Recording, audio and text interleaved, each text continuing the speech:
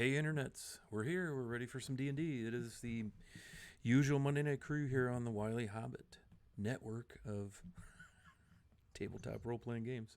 It's a one-channel network, but a network nonetheless, because it sounds better. So anyway, yeah, I'm Scott. I'm Wily Hobbit. I'm your host. I'll be your dungeon master, and I'll be doing all the NPC things and all the killing and all the damaging. I'll be taking care of the NPCs. Yeah, let's go around the table real quick and meet our players. Hey, thank you for that subscription, Fellowship of the Tables. Appreciate that, sir. Man, can you all hear that when that goes off? Us now. Okay, because, man, I can still hear it on my headset, and it is loud. It's kind of cool, too. All right, let's go around the horn here. Gears, tell us a little bit about you and your character, sir.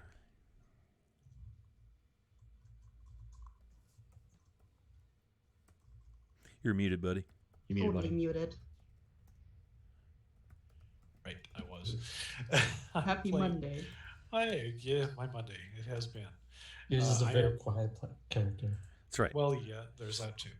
So I'm Dave A. Wilson on most social medias that I pay attention to, usually just Twitter. And I'm playing here as Warforged Fighter, Battle Master now, and Dual Wielder, hence the double swords coming out of his their forearms, I should say. Other than that, looking forward to a good match, and we'll see how things go. Should be good. Should be good. Congratulations on Battle Master. All right, Ronvin. Hi, I'm Vivi, and I'm playing Ronwin. She's our baby artificer, and she has absolutely no clue what's going on, but that's completely fine. She will learn. She will learn. Always. We will. We will. All right, Al. Hi, I'm Manny at Growed Up Geeks on the social media. Tonight I'll be playing Algernon Altano, divination wizard, who his study abroad program has gotten quite interesting of late. Divination wizards, I'll tell you. It's like everywhere I turn. Divination wizard. All right. Fragile. What up, Ethan?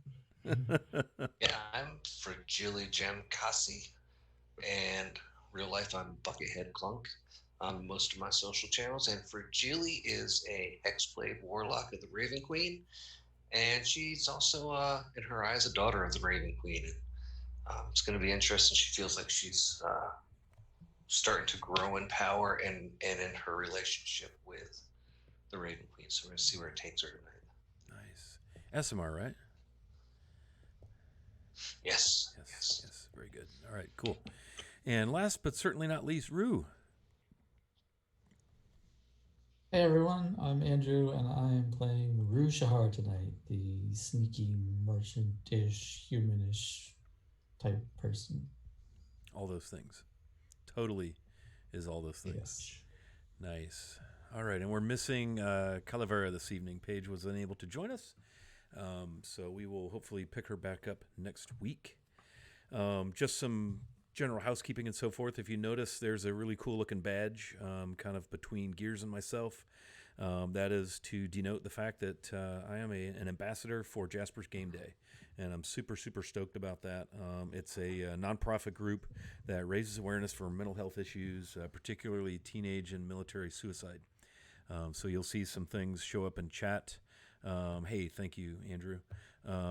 That will give you some information. So if you're having a tough spot or you're in a bad way, please, no permanent solutions to temporary problems, right? Seek some help. But Jasper's Game Day raises funds and raises awareness to support the prevention of suicide. So very near and dear to my heart, and I'm super, super honored and privileged to be a member of that little fraternity. So stay tuned in to our Discord and our streams and so forth, because we're going to be doing some fundraising probably once we get into the year 2021 for Jasper's Game Day.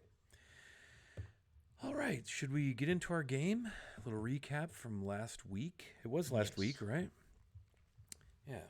Episode 9 tonight. I'm going to start titling the episodes. I don't know why it's taken me 9 episodes to remember that that's really a good idea. So I think we're calling this episode The Lord's Will. Last time we played, which was again last Monday, the party is on their way to Dagger Falls, which has sort of become a temporary base of operations. That's where the group has kind of met, and from which they, you know, embarked upon this current adventure they're on. And they have in tow a fugitive of the law in Dagger Falls, a young fellow by the name of Spurnick, who, with his partner Tybeam, posed as scribes, and they actually are scribes, but they were really in Dagger Falls on more nefarious business. They stole some tomes and copied some secret lore out of some of the books from the library of one Lord Cormeril. And their whole point to doing that was to find this ancient druidic temple of the scale, this sect of druids that worship dragons, long since gone, long since deceased. And the reason they wanted to find it is they believe there is an artifact in that temple that they can use in the cult of the dragon. And so Spurnick escaped. Tybeam did not. He killed a member of the Dagger Falls constabulary while trying to escape, and he summarily hanged for his crime. The Lord had tasked our intrepid adventurers with finding Spurnick, and so they have found Spurnick in the Temple of the Scale. They chose to leave the artifact right where it was, given the nasty nature of the undead entities that were guarding aforementioned relic. And they've come back to, or they're on their way back, almost back to Dagger Falls. They have had a few interesting encounters on the way back. They were surrounded and put upon by a group of the Dark Agents, also known as the Zentarum. Rue managed to talk their way out of that, and they got on their way back to Dagger Falls, and were, interestingly enough, they came across this caravan, more Zentarum. There were 4 Zentarum sword arms, apparently escorting or defending, who knows, the caravan. It was headed east, the opposite direction that the party was going, and they decided to give this caravan a rather wide berth, and so they got off the road, let the caravan pass, and they're on their way. We've had a couple of interesting moments with a couple of characters. Calavera has had a bit of an awakening of sorts, a little bit of one, and Fragile seemed to have a situation that we kind of wrapped up our stream with last week. And so we're going to pick up its 28 flame rule. It's first thing in the morning. This is the day that, if all goes according to plan, they should arrive back in Dagger Falls sometime in the afternoon, probably. And so the day dawns fair and clear, and the air mass that has settled on the region is no longer as humid and wet as it's been. There's been a lot of rain on this trip, but this morning it's crisp and dry, and it's dawning fair. And I believe Calavera and Gears have the sunrise watch, and so that's where we'll start our day, with the morning coming alive, birds singing, chirping, all those sort of things. And you're in your camp just to the north of the trail that you find yourselves on heading back to Dagger Falls. And with that, we'll turn it over to the party.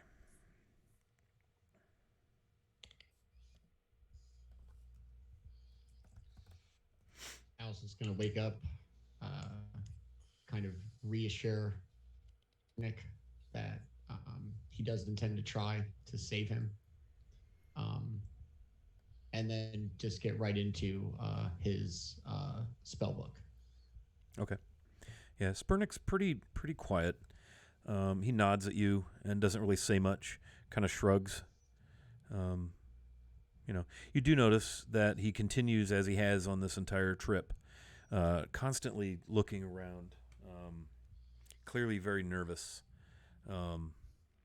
that something bad could happen to him while you are out here sort of unprotected out in the open. Anything new this morning, Algernon? Not since the game before. One of the spells that had appeared is what I used on him yesterday to get the last bits of truth out of our condemned friend here.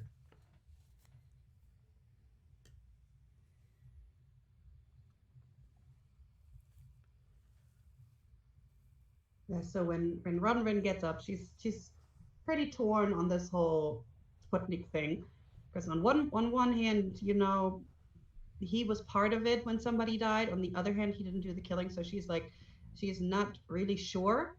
and that makes her very uncomfortable. So she kind of ignores that, and she's like has a little notebook, and because she makes plans. She's like, I'm gonna get heavy armor, and then I'm gonna do this to it, and then I'm gonna do that to it. So she's kind of just completely ignoring that dilemma and just pretending it's not even there. It's not happening. She's Calavera like, will. nope, Oh, go ahead. I'm sorry. I thought you were done. nope, I'm done. Sorry about that.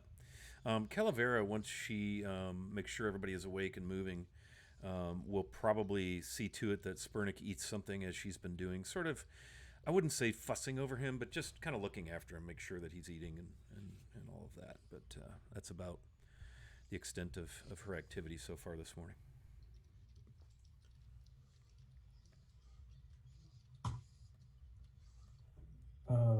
I'm going to go off and step away from camp a few steps, as I have done a few times before, although it's been a few days.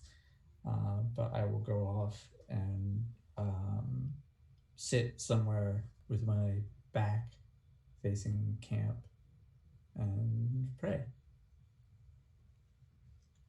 Very nice.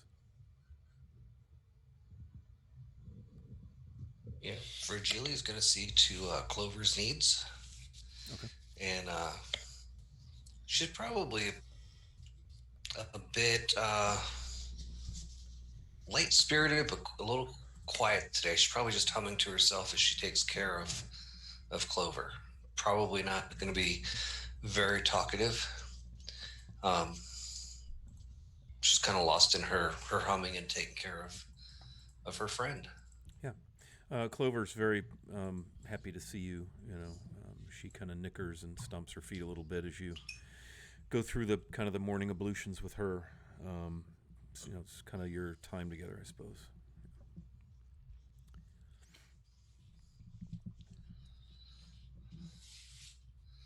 Anything else happening, or you just kind of doing the morning routine, eh?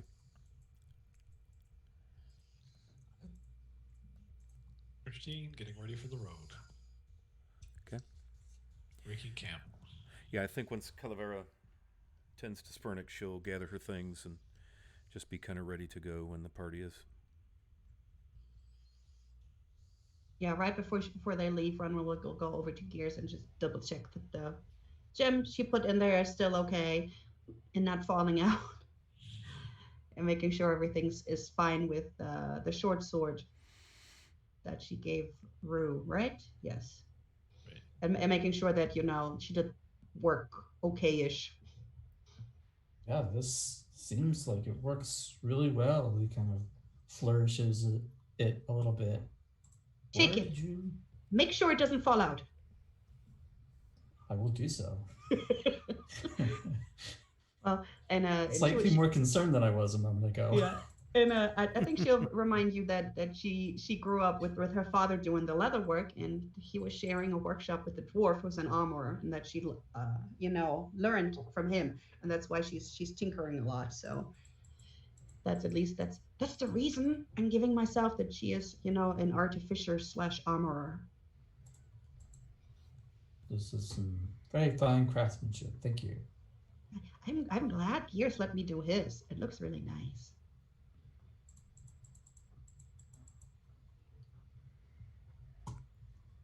Shiny. Gear seems happy. To the extent Well, that you can it made him a bigger wall, so.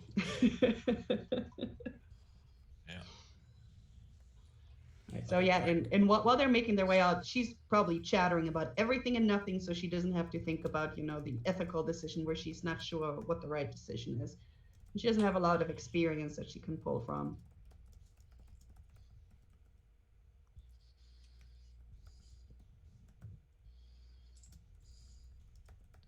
Yeah, so we're getting our morning going. Those who eat, and take care of the sheep as well. Yes, you do have 2 sheep with you, in addition to Clover, the mule who is laden with gear and so forth. Yeah. What did we name the sheep again? Bob and Ernie? I don't know. Just random. Art and Ernie. Utterly random. Ebert. Well, if they didn't have names yet, it's now Bird and Ernie if they're dudes. But if they're female sheep, I thought there were 3 of them. I thought we checked them. I thought, yeah, I'm with you. I thought we had 3 of them. Was it 3? Did we eat one? Three's fine. That's fine. I don't remember. 2, 3. Details. so So Ernie, what's Bird, that? and Rubber Ducky. I was going to say Bert, Ernie, and the Swedish chef. How's that? Nice. It's gonna be one of those nights. But you know what? In Germany, Big Bird is called Bibo. So Bibo. There you go. Awesome. Bibo. They don't call him Big Bird. His name is Bibo. So you don't have any All right. trouble breaking camp. You're a couple hundred yards off the road per usual. Try to find yourself kind of a defensible, high position. And you don't have any trouble, again, getting kind of cleaned up and trying to sweep away any signs of your presence and making your way back down to the road. That's the plan. go. All right. And you head to the west in the direction of Dagger Falls. It's maybe 8 in the morning or so. Sun is already climbing. Going to be another pretty warm day, but the humidity's gone, so that's a plus because it's been a pretty. When it hasn't been raining, it's been really humid. So you're thankful to have a nice, dry, light day.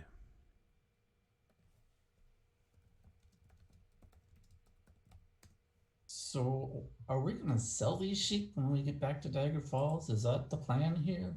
Or Somebody might be missing them, right?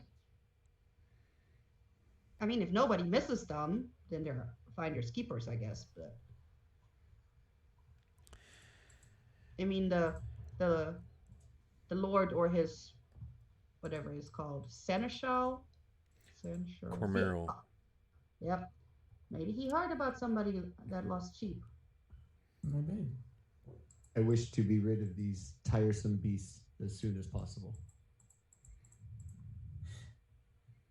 I was going to make a point to get as far away from the sheep as he can. They're terrifying.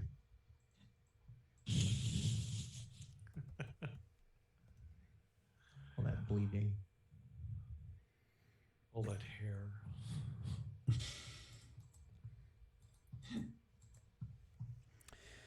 All right, so you get your group together, such as it is, and you make your way westward. The track, you're getting back into this part of the area that's closer to the Dalelands. So now you're starting to see the occasional farmhouse. The trail you're on is turned more like a double wide lane. It's a little bit more barren, less grass. Clearly, there's been more traffic at this end of it. You're closer to Dagger Falls and civilization, so it would kind of make sense that the track is a little bit more worn.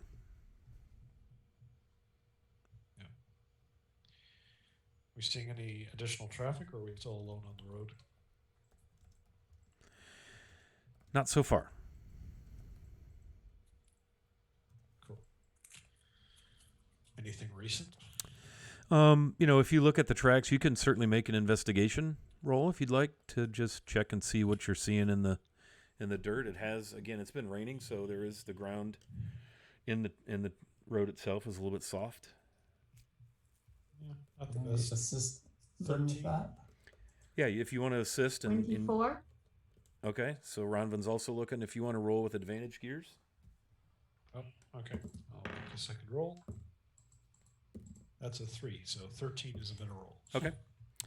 Yeah, so Gears, you see there's some hoof prints. You see there are a few wagon tracks. Ronvin, you can tell that some of the tracks, as you're going along, you continue to look down at that, and it looks like a cart maybe turned down a lane to a farm. You see some booted feet of various sizes.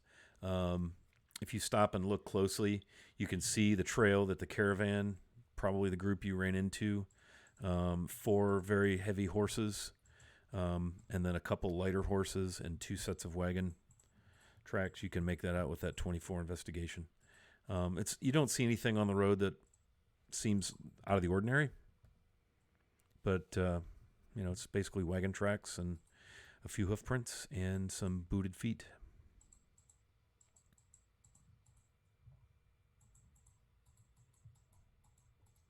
As we get closer to town, Al's going to draw his hood over his head, even though it's hot. All right. Yep, Gears is the same. So Manny, when I first met Al and he was just coming into town, did he have the hood pulled over his head then? Yes. Okay, so this is okay. Nothing new. Yeah, Run would just skip it along like she owns the place. Bright red hair, not trying to hide whatsoever. Right, Never even thought about hiding. Well, and you're within a few days' ride of your home, so the Dalelands are familiar to you. So you're fairly comfortable, whereas the rest of the group, none of these people are from around here. Not even close. Yeah, so you get kind of into late morning, and it's downright toasty now. Definitely feel the sun on your skin. It's warm. And you see before you on the horizon, again, the farms are a little more frequent. There are some stands of trees. You can see where people have pulled off and camped, close to the road.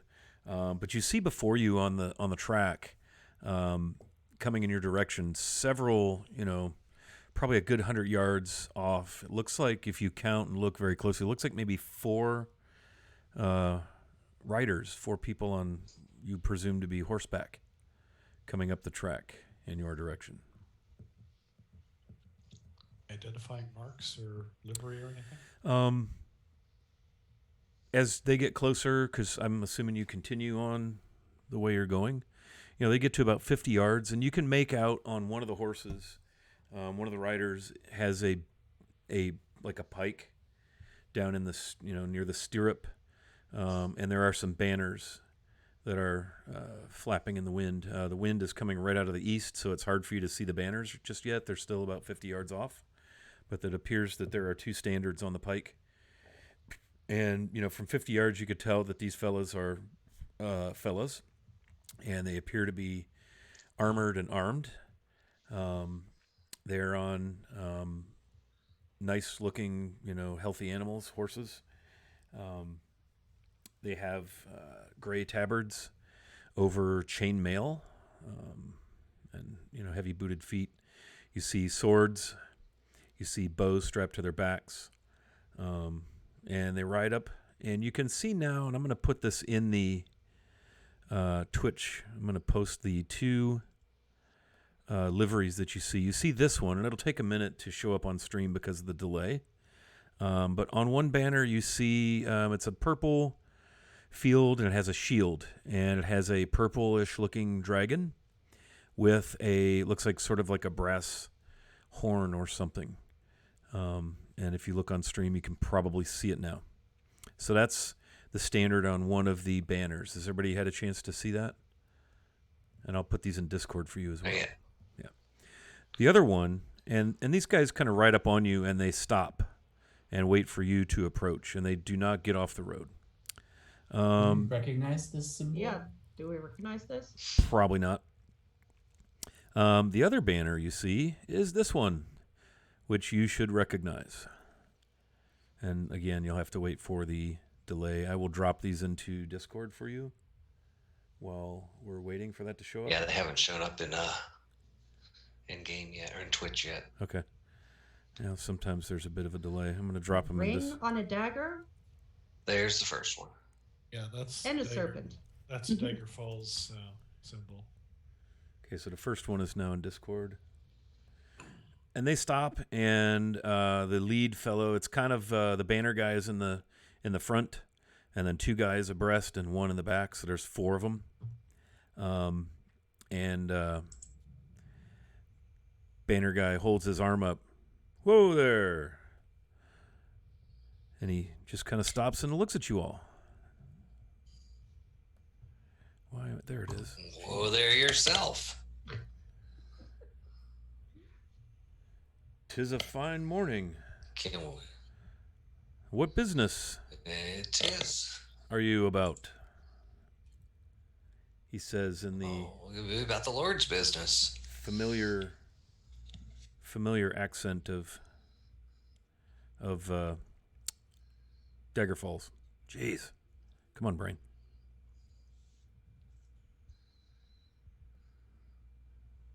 Yep. On the Lord's business, on the way to see the Lord. The Lord, you say, Lord Cormeril.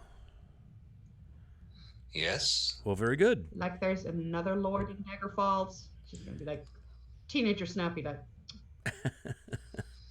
Well, it just so happens we are the Lord's retinue. We could escort you back. You must be the group from Dragon's Spine Mountain that was dispatched some week ago or so. We were sent out to see if we could find you. makes you feel better, sure, but we made it so far without help. Maybe there's somebody else who needs your help more. Of course. The Lord was concerned. He'd been gone for quite some time. Just want to make sure that you're okay and everyone is all right. And they kind of look you over. The other two kind of ride up and they sort of surround you in a non-menacing sort of way, more just kind of checking you out, curious. Nobody has a weapon drawn or any such thing like that. They're just... Yeah.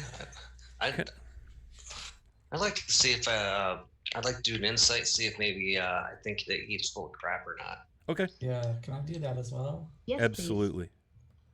Absolutely. Oh, that's nice.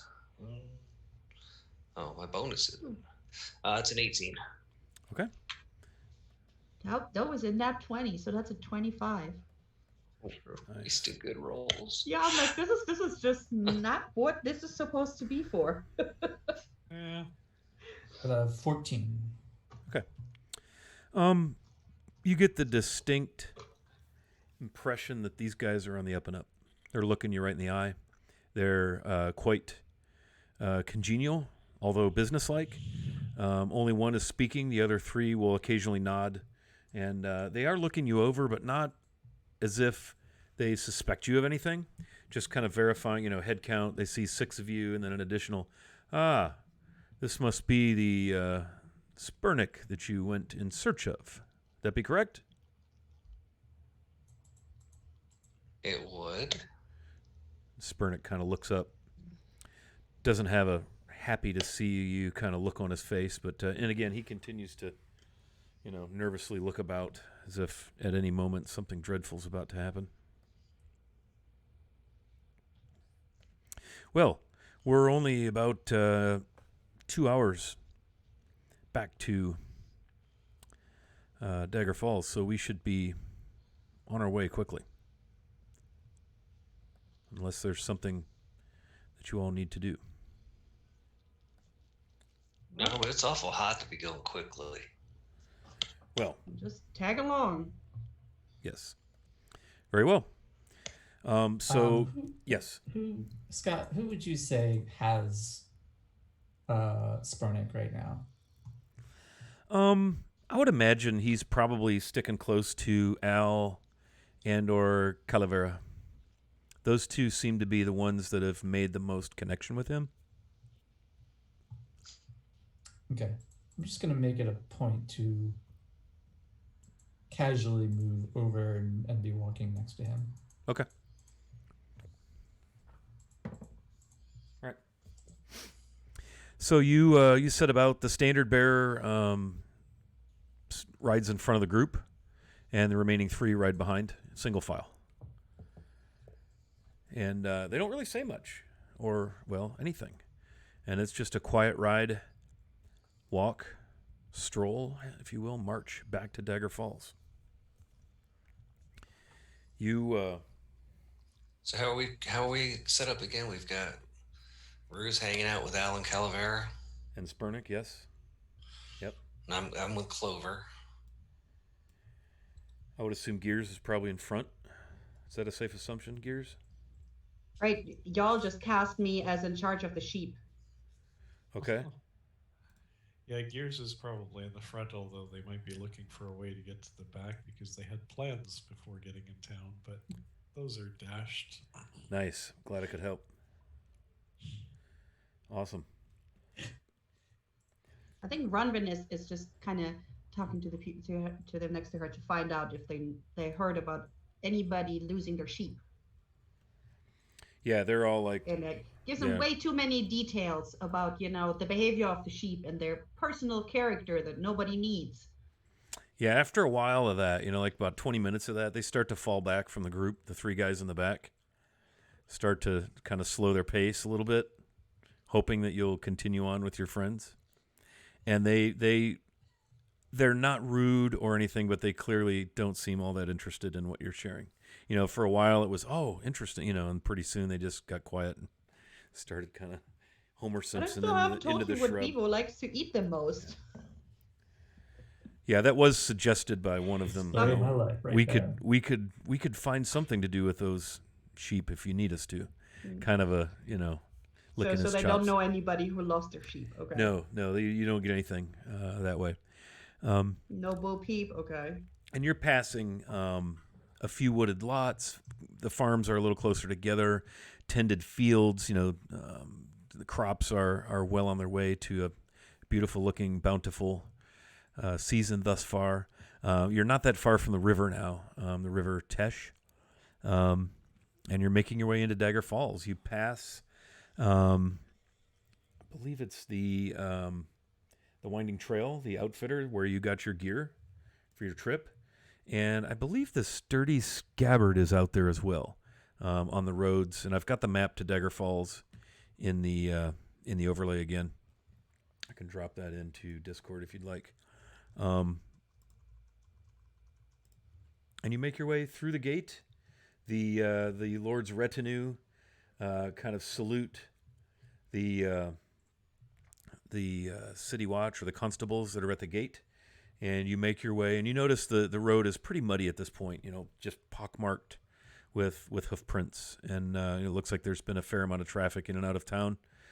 You do pass a few farmers, what looks like a 2-wagon little caravan with what looks to be like sword men and a couple of sword ladies, there for protection, headed east, but nothing out of the ordinary. You roll into Dagger Falls, and it is a busy morning, by all standards. There's activity in the streets. The vendors in that open area, the market square, are up and open. It's after lunchtime. It's kind of the heat of the afternoon, and they lead you all the way back to the constabulary. And they pull up, tie off their horses, hop off, and they approach you.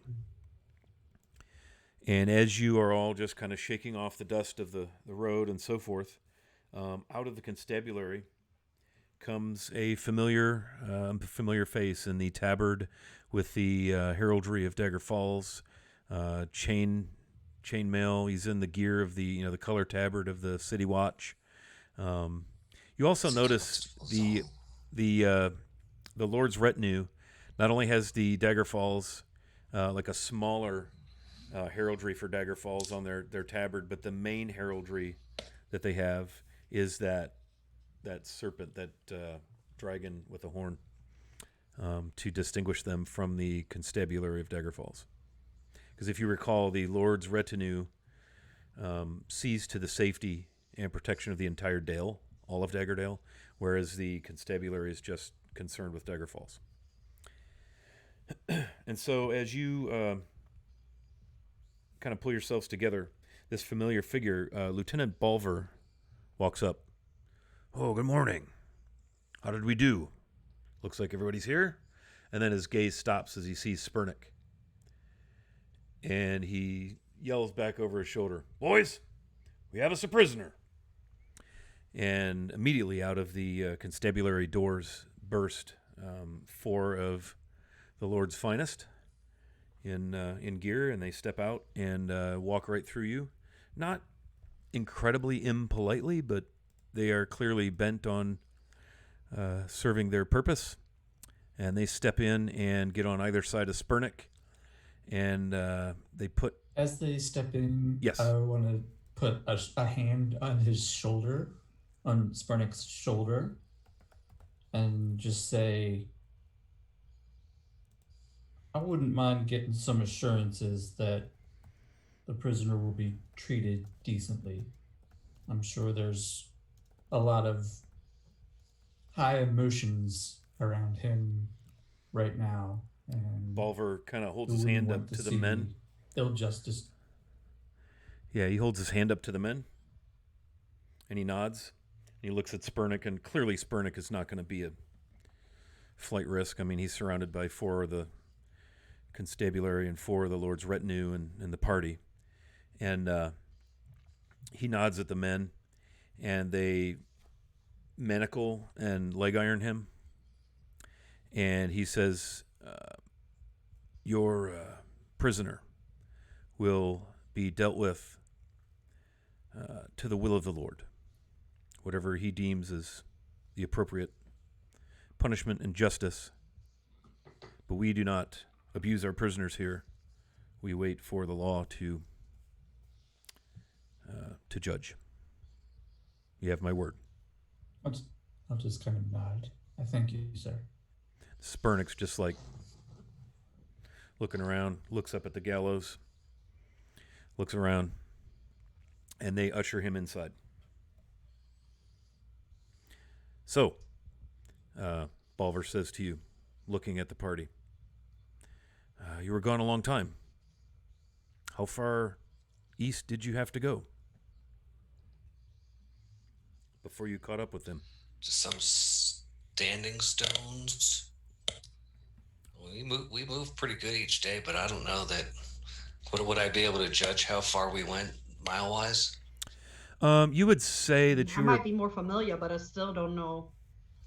probably almost 100 miles to the east. Yeah, you were in the foothills of the Dragon Spine Mountains, the western end of the mountains, and it was about 4.5 days one way. Someone has a map indicating pretty much exactly where we went, so I imagine we could produce that. Oh, Yeah. I'm not sure who has it. It's not for Julie.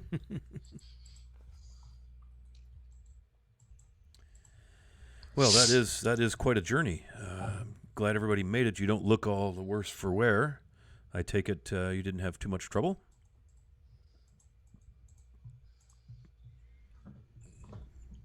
Fragili's going to kind of look around, like, look at herself and be like, worse for wear? Just shake her head. So I need a bath. They ran into a few Zentarum. They ran into a few Zentarum along the way, but he looks around. Really? yeah. Where did you encounter these agents of the Black Network? And he says it almost like he doesn't want anybody to. He says it almost like he doesn't want anybody to hear him say the words, right? And yes, you may incite him. Because the caravan came from here, where we saw the tracks from, right? The tracks I followed, it didn't. They were go coming. anywhere else but Daggerfall. Well, you don't know where they originated or whether or not they stopped in Dagger Falls, but they were coming from this direction. Because we were on that road, we would have seen if they would have left. I guess the caravan would have left marks if they would have, Well, by the time you got into Dagger Falls, there's so much traffic you can't really pick one set of wagon tracks from another. Plus, the closer you got to Dagger Falls, the more time had elapsed. Yeah. Oh, I'm posting everything in the main. It's still. Go ahead. Wrong channel. Yeah, go ahead. So, but it is a good guess that they were coming from this direction. So I want to know, can I trust what he's saying before I mention that, we saw a caravan coming from this direction? Yeah, roll your insight.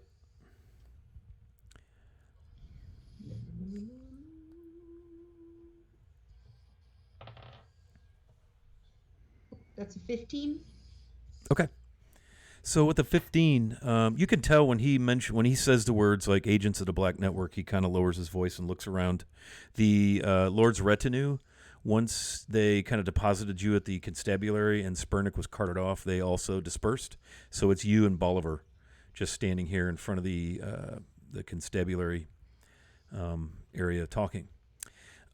He seems glad to see you. His questions seem quite sincere. He doesn't seem to be hiding anything that you can tell. Just kind of curious more than anything. So, and what did he call it? The black. The Black Network. And you know that So as is a, that as a something local. that Runvin. Yeah, you know that as a local that refers to the Zentarum. They are also known as the Black Network. Absolutely. So she kind of sneaks eyes over at the others, seeing if there's anybody, what they think, should we mention this or not.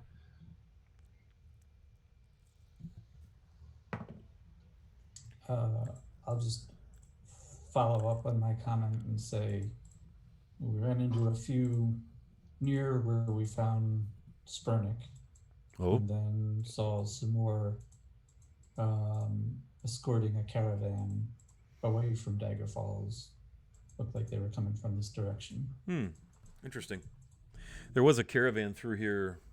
Oh, they've been gone for a couple days.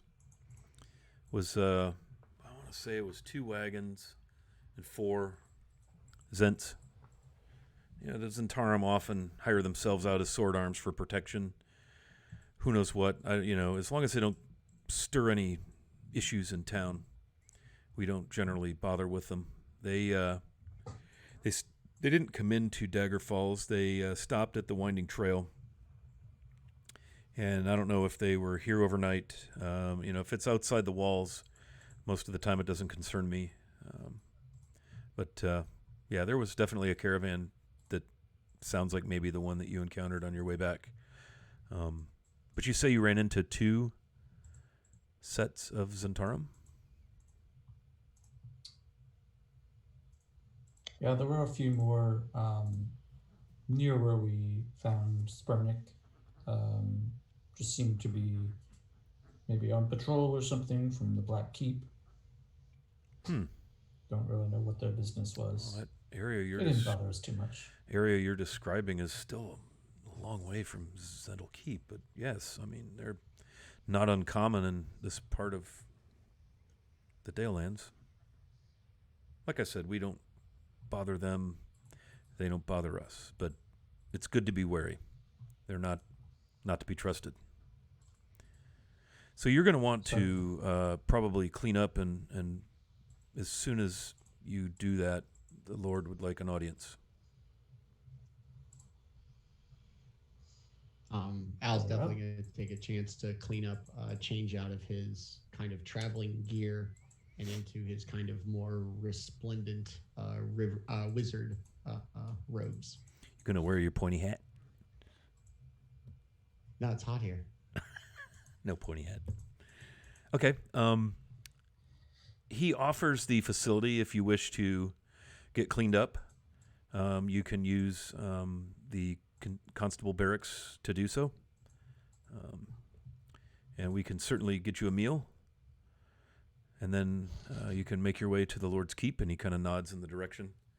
And as he's talking, he notices some bird droppings on the statue of Randall Morn, and kind of takes part of his tabard, wipes it off, blows it off, cleans it up. I think I'll go and get myself a room at the what's the name of the place? Teshford Inn? Teshford Inn, thank you. Yes. At the Teshford Inn, I stayed there before, and it was Yes. quite lovely. It's a wonderful, wonderful place. Lots of mint. Yes, And I would like to do that too. I really like all the mint. and he kind of looks around and leans in. Do try the cupcakes. Wonderful. But it's like he doesn't want any of his people to hear him say that. He's kind of like, check out the cupcakes. They are quite heavenly. Well, let's say that meet at the Lord's Keep at supper time. Say 6 bells, and I'll let the Lord know that you've made it back safely, and he is anxious to hear your tale. That sounds good because Runrin definitely wants to pick herself up some heavy armor now that she can use heavy armor. Ah, yes. Very well. Timmy. And I'm glad you were successful. We've been anxious to see this thief brought to justice. And he kind of nods a little bit, as is customary, and takes his leave, heads back into the constabulary. Stream Kitty, what would y'all like to do? Al's going to Versus- follow Rue back to the inn. Just, it's a good place to change, and he wants to drop off some of his personal effects. Okay. Yeah. That's what Runrin wants to do too. She just wants to pick up some armor on the way. Okay. Are you all going over to the Teshford Inn then? No, I'm gonna go back to the Daggery Forge because I still have some personal stuff there Okay. since I've been staying there for so long. Okay. But I do tell them I will meet them over there because cupcakes sound fabulous. Very well. Calavera will Gears join the back to group. Daggery Forge. Okay. Yeah, because I think you and Fragile both had rooms there at one point with... Yes, we did. As I recall, Fragile, you owe me a batch of cupcakes. What? I don't remember this. What do I owe you cupcakes for? She You had looks a little- innocently. Insight check. It's a 14.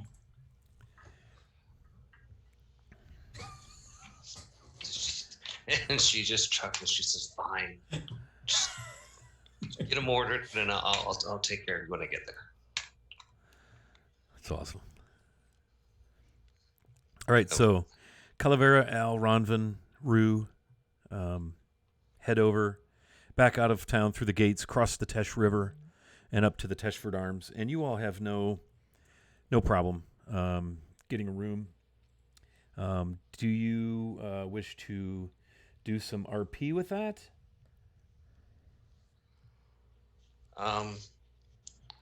Fragile, the only thing Fragile wants to do is if I find a time where Rue's by himself, Fragile would like to converse with him. Okay. You could do that now, or you could do that when you get to the inn. Makes me no difference. Well, I probably would think they're probably walking off together, so I would probably change and then hope I can get to the inn and somehow find him Okay. on his own. All right, so I'll catch up with you in Gears in a second. How about the four going to the inn? Is there anything you'd like to RP? Oliver is in there hustling. You see Mama Beldy in and out of the kitchen. The inn is busy per usual, maybe about half full in the tap room. There are people sitting on the porch and in chairs, drinking, mint everything. The mint fields just refresh you as you walk by them and up into the inn. Is there anything you'd like to do here besides get your rooms?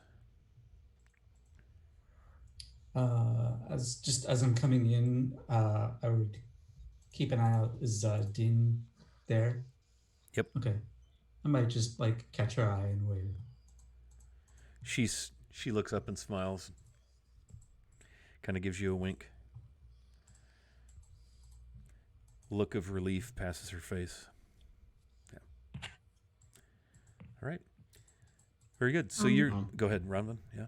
How big would my chances be that I would know the smith here, since I'm from Ashenford and the dwarf that's the smith there, is like my adopted father or uncle. Right. So that, maybe I would get a good deal on a set of heavy armor. Yeah, I would say that there's a good chance that you would be able to work with the smith over at the Winding Trail. Yeah. So that at least he would know that, that dwarf has a, human knees. Yep. So, because and then I probably would have to dip into the party funds too, because even the cheapest ring mail is 30 gold pieces, and she owns like 15 so far, I guess. Yep. And Calavera did say that if funds are needed, she's got on her character sheet, she's got the group funds tracked. So I'm sure that can be figured out. And how many hours do we have between now and then? About 2. When we have to be there? About 2 Okay. hours.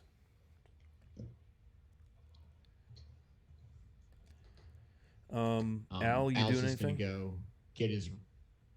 He's just gonna get his room and kind of just go upstairs without really saying anything or making a big deal. That he's just gonna hang out in his room. Okay. Oh, did you want to share a room again? Yes, my friend. I feel that this is a good thing for us. Excellent.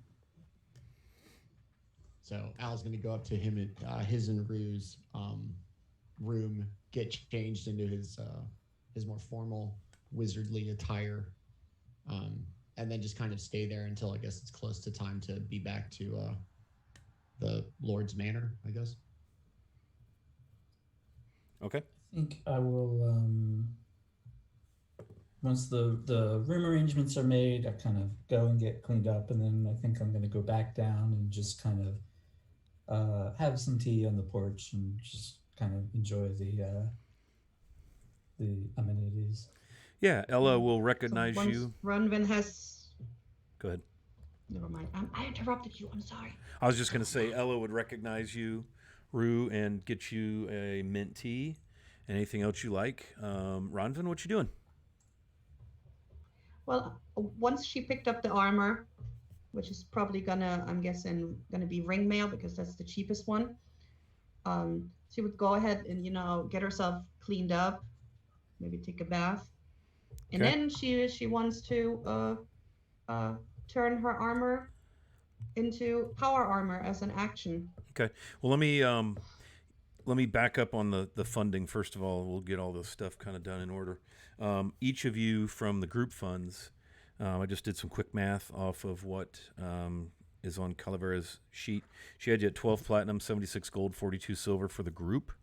So I divided that out, and that turns out to be 2 platinum each, 12 gold each, and 8 silver each. So you can add that to your character sheets. There are also 2 emeralds, each worth 40 gold. I'm sorry, Two what? Platinum. Yes, 2 platinum, 12 gold. Sorry, it was 2 platinum. Yes, 2 platinum, 2 platinum, 12 gold, 2 platinum, and 8 12 silver. gold, and 8 silver. Okay. And- gems. And then there are 2 emeralds worth 40 gold each. So you could probably sell those at the outfitter maybe. And then obviously How many gems did we have total? Because I don't know which of the 2. Because two of the gems we found, the smaller ones I put into. Right. One into gears stuff and one's. you have 2 emeralds, I don't remember if we wrote. 40 gold each.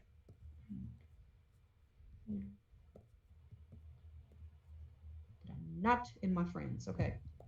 So you'll have to, in order to divide the monetary value of that, you'll have to sell them. But again, you should be able to do that at the outfitter at the Winding Trail. And then don't forget, you all are going to get something from Lord Cormeril. He offered 50 gold pieces to the party. And also, for each book you recover, I think the price was like 100 gold. So that's why I wanted to wait and How much see if. is it for, Go ahead. How much is the room? For the Oh, night? golly, I don't remember. Let's say a gold piece. Okay, I'll cover that for Yep. Al and I. Yeah, so the ring bell is 30 gold pieces, and even if I wanted to, I won't be able to afford the chainmail. That's why I So wanted to. ring mail it is. That's why I wanted to wait and see if you wanted to wait until you got done with Lord Cormero to see how much coin you end up with before you purchase armor. Yeah, because the next heavy armor, would be 75 gold pieces, and Well, give we it- get give it a- 50 altogether. So Give it a wait. See what we end up with. okay. Unless you want to impress the Lord with your power armor. She's just excited to turn it into her own power armor, which has special, you know. It's going to be cool. Yep. All right, so the folks at the We might not have time for that anyways. If it's only 2 hours, she might just have time to clean up instead of haggling. the folks at the Teshford Arms are settled in, so we'll swing back to Fragilian Gears. You're headed to the Broken Dagger, correct? Or the Dagger Reforged. Yes. Yep. That's Yeah. right. Yeah, so you make your way in there, and it's the same place it was before. It's again beautifully appointed inside, all beautiful finished carpentry trim. The furniture's very nice. You can see above the bar in the glass and wood case the beautiful dagger that's kept in there. It's illuminated by some means, and behind the bar, sure enough, bald, stocky but fit, late middle-aged fellow behind the bar is your old friend Carrie Willow. Harry, and a fast bath. Doesn't even need to be hot. Ah, well, very good to see you. Well, where have y'all been? And he nods at Gears. Hello, sir. Adventuring. Ah, he kind of smiles. Look at me. I see. Don't I I look see. like the road? You do, and you smell like the road as well, which is a fine compliment. That means you've been adventuring very well. Exactly. Well, and he kind of snaps his fingers, and a young half-elven lad pops out. Let's fetch this lady a bath right away, quick and hot. He kind of barks at him, and the youngster nods and slips back into the back. There'll be a bathing area around, kind of to the back there. He'll walk you back there, and you'll have all the privacy you need. What else can I get you? That's it for now. I gotta get cleaned up, and so I got a few of my personals that I'm gonna go grab and use to change into that aren't quite as fragrant Yes. as the ones I'm wearing. Very well. Will you be needing a room then, ma'am? Yeah. And you hear down at the end of the bar, it sounds like a couple of folks are down there arguing about something, and he puts his hand up. Do you mind? And he snaps at those guys, and they kind of look at him, and they kind of gesture rudely and go back to arguing. Please, excuse me.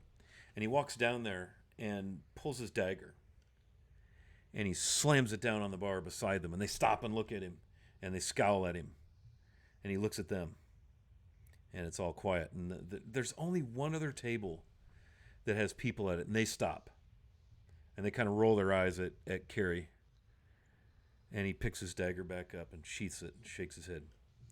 I'm sorry, I don't know what got into those people. It's been a little crazy around here. So, again, did you say you needed anything else, ma'am? What was up with those two people there, Carrie? I don't know. I'm gonna have to go down there and settle this. Clearly, they're back at it again, and he looks over, and they're sniping at each other, kind of in each other's face. A couple of humans. They're quieter though. They're trying to continue their argument without incurring the wrath of the barman. I don't know. Everybody's been testy lately, and I don't know what's going on, but it's getting under my skin. And he kind of says it louder, and they kind of glance over at him, and then they go back to shmur. So your bath should be ready shortly. Hey, if you need any help, and she's gonna say this loud enough, so you need any help with some surly customers, you just let me know.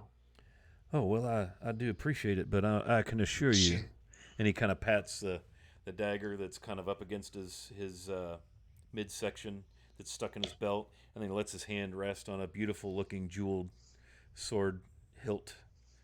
I do appreciate that very much, what ma'am. is what does Frigili notice about the people at the table? Do they seem to be acting normal? They're huddled in close conversation. Every now and then they'll look up and kind of shake their heads at Carrie, like, "No, Mister Retired Constable." Kind of, you just the look. Other than that, Yeah. it's dead in here. So Frigili should kind of definitely be keeping an eye on that because uh, he's usually a fairly respected fella. Mhm. Yeah. She doesn't like people not respecting him. Okay. But in the meantime, she knows she has to get her stinky butt clean. So let's get the bath going on and see what Gears is gonna do. He turns around and yells back through the door, "Galen, where's that bath now? Come on, young man." Just snaps at him, snaps at him. And Galen comes out. Yes, sir, right away, right away. Yep, you come with me, ma'am. And he kind of comes out around the bar, very kind of looks back at, Willow trying to hustle. And he almost drags you back there to where the bath is. And it's in a side room around the corner, away from the privy. And it's just a stone room. There's a very smoothly sanded, nice wooden trough. Not a drop of water spilled, and it is steaming. And there's a bucket sitting at the foot of the trough that's still steaming. There's a couple of tables and chairs. There are towels and such in there. And he backs out and closes the doors. Be sure to pull the deadbolt in there so no one walks in. And you hear nothing more. She will do that exactly. So, um, so she's going to take care of her hygiene. Okay. Get herself cleaned up. Very good. Gears. Is there any way out of go ahead. this room besides through that door? There's a couple of windows that are shuttered that you could look out of, but there's no other door to the exterior. There is a door in the wall that probably goes somewhere into the back service area of the inn, where the water probably came from. Okay.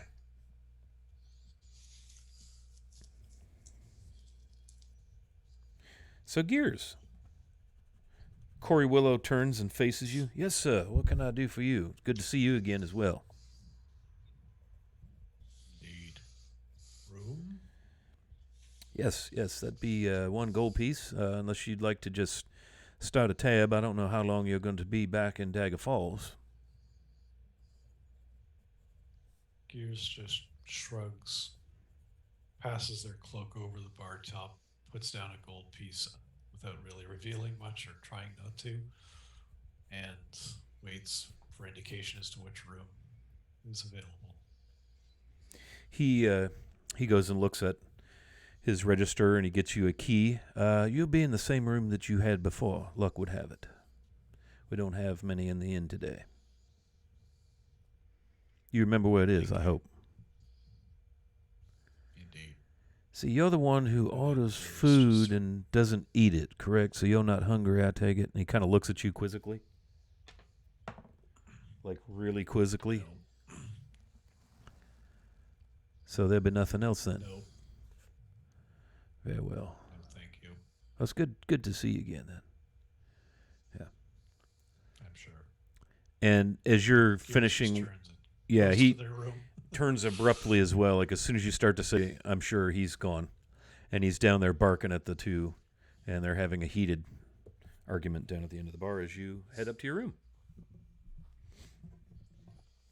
So Gears is going to head up to their room, shutter the window, turn a lamp on, and decloak, if you will, take the cloak off, take the traveling gear off, And unlike everyone else who's getting bathed or feet eating or what have you, they're looking at their hands, their body, and just sort of contemplating their existence for a moment. They take the four key pieces out from the reliquary and look at them closely. What are the key pieces made of? Are they metal? They're metal, yeah.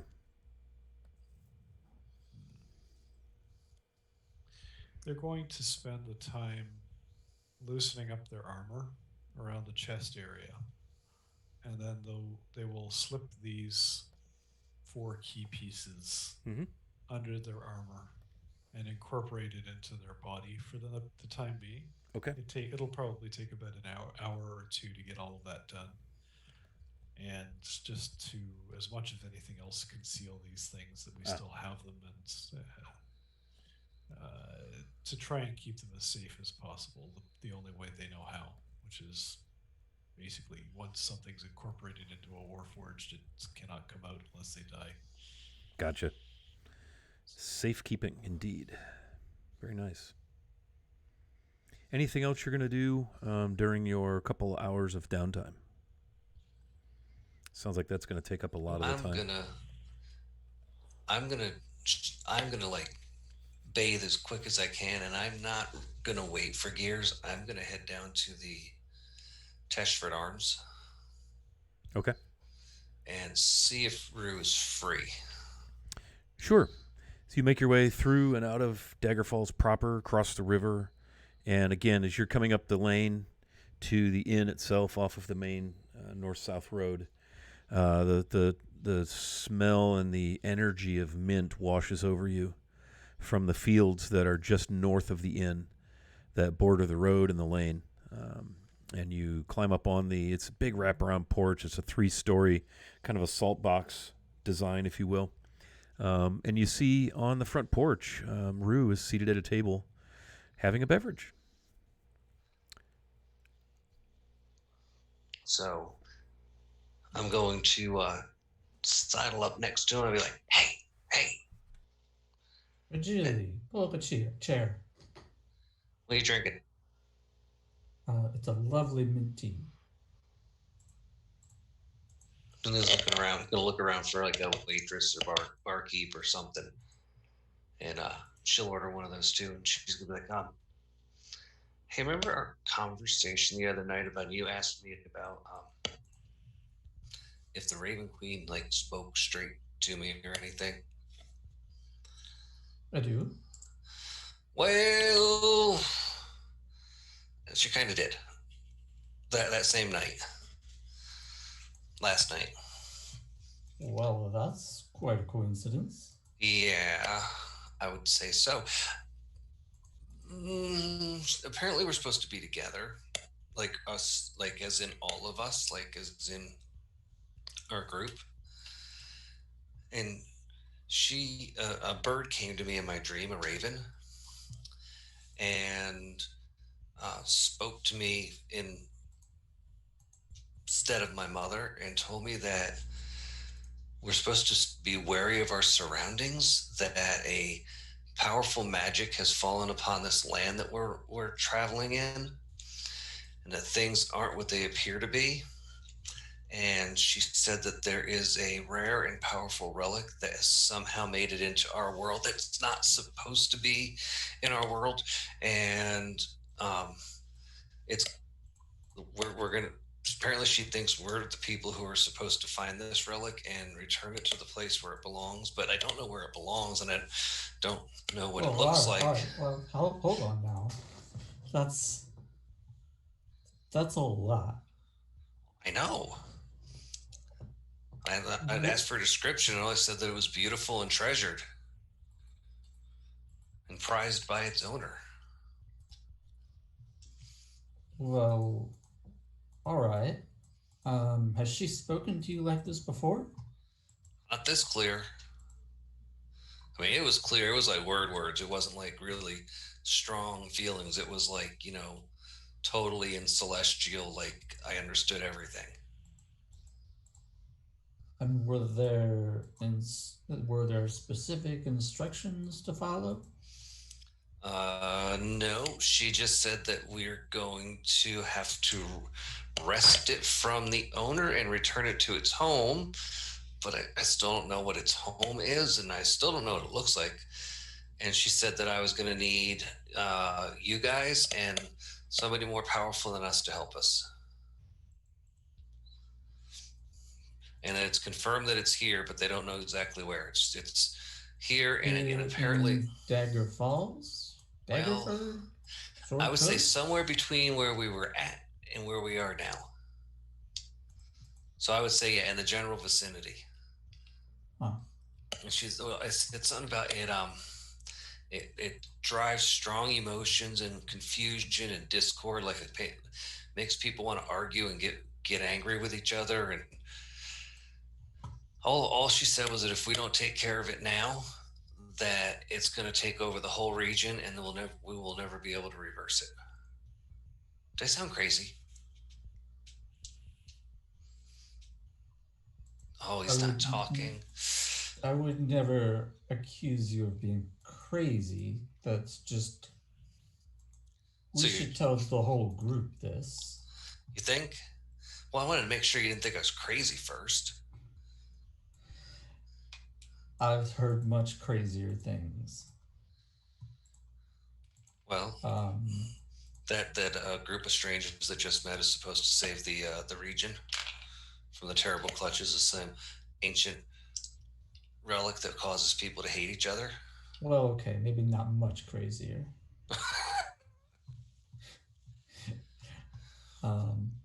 But no, I don't think you're crazy. I think that you have a wonderful relationship with the Raven Queen, and that this is the next step of her entrusting you with important work.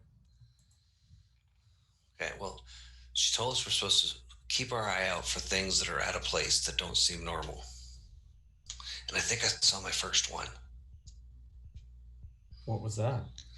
Like people arguing in the Dagger Reforged and like totally disrespecting Carrie. And nobody disrespects him. He's like Who everybody's. Cares? Oh, Carrie Willow. He's the retired constable. He was the constable before. Oh my gosh, what's his name? I totally forgot it. Zal. Not Balfour. Balfour's boss. Zal. Yeah, Zal. Hey, wow. That was right in my head out of nowhere. That was kind of. Now I think you're crazy. No, just kidding. And everybody's always respected him, and they're up there arguing. He's trying to get him to be quiet, and they're like looking at him like, "Shut up, old man." And it's only been a week. Well, arguments happen. No, it wasn't. That was the argument. It was the disrespect they were all throwing at him. Fair enough. You think we should go and check this out? You think we should hold off on going to Lord Cormero? No. I think we should see the Lord. I'm pretty sure Carrie could handle the two guys. I'm pretty sure I could handle the two guys. Just, it didn't seem right. And at first I was kind of like, should I even say anything? People are going to think I'm crazy. Got some raven talking to me in my sleep. But I have no doubt it was my mother talking to me. You are a very unique individual, Fragile, but I would not call you crazy. I like this. Unique is good. Who wants to be like everyone else? Right? All right. We'll tell them. But maybe you can introduce the concept. Because I still don't think Calavera and maybe even Alan, if the two of them really care for me. Sure, I can certainly tell them that you've got something to say. It sounds like, you had the vision. I think you should be the one to tell it. But yeah, after we go and talk to Lord Carmero, we'll sit down and talk about it. I don't know what anybody else has planned after this little adventure, but I don't have urgent business that will take me away from here. Well, they don't want to doom the whole region, then I'm pretty sure they've got a job after this. It's a pretty big job. All right. I think that pretty much sums up where Fragili's at. No big deal. Well, what do you say you and I go get some cupcakes? I got how much do I owe for some cupcakes there? I even had the name of the owner written down, but I don't know where I put it now. Din is her name. Din's Desserts and Dumplings, if Yes. memory serves. It depends on how many cupcakes you purchase. They are 1 gold per baker's dozen, which, as you know, Pretty sure is no A dozen was our agreement. is no small. I mean, that's a lot of coin for 13 cupcakes. Was that our agreement? Was a dozen? I don't think we said it. How many? Well, I'll buy one for the whole team. Like one for each of us, not one to split. I'm gonna stay and hang back at the table while Fragile goes and buy those cupcakes. Actually, Okay. Yeah, so you can, if you go into the Teshford Arms, nice.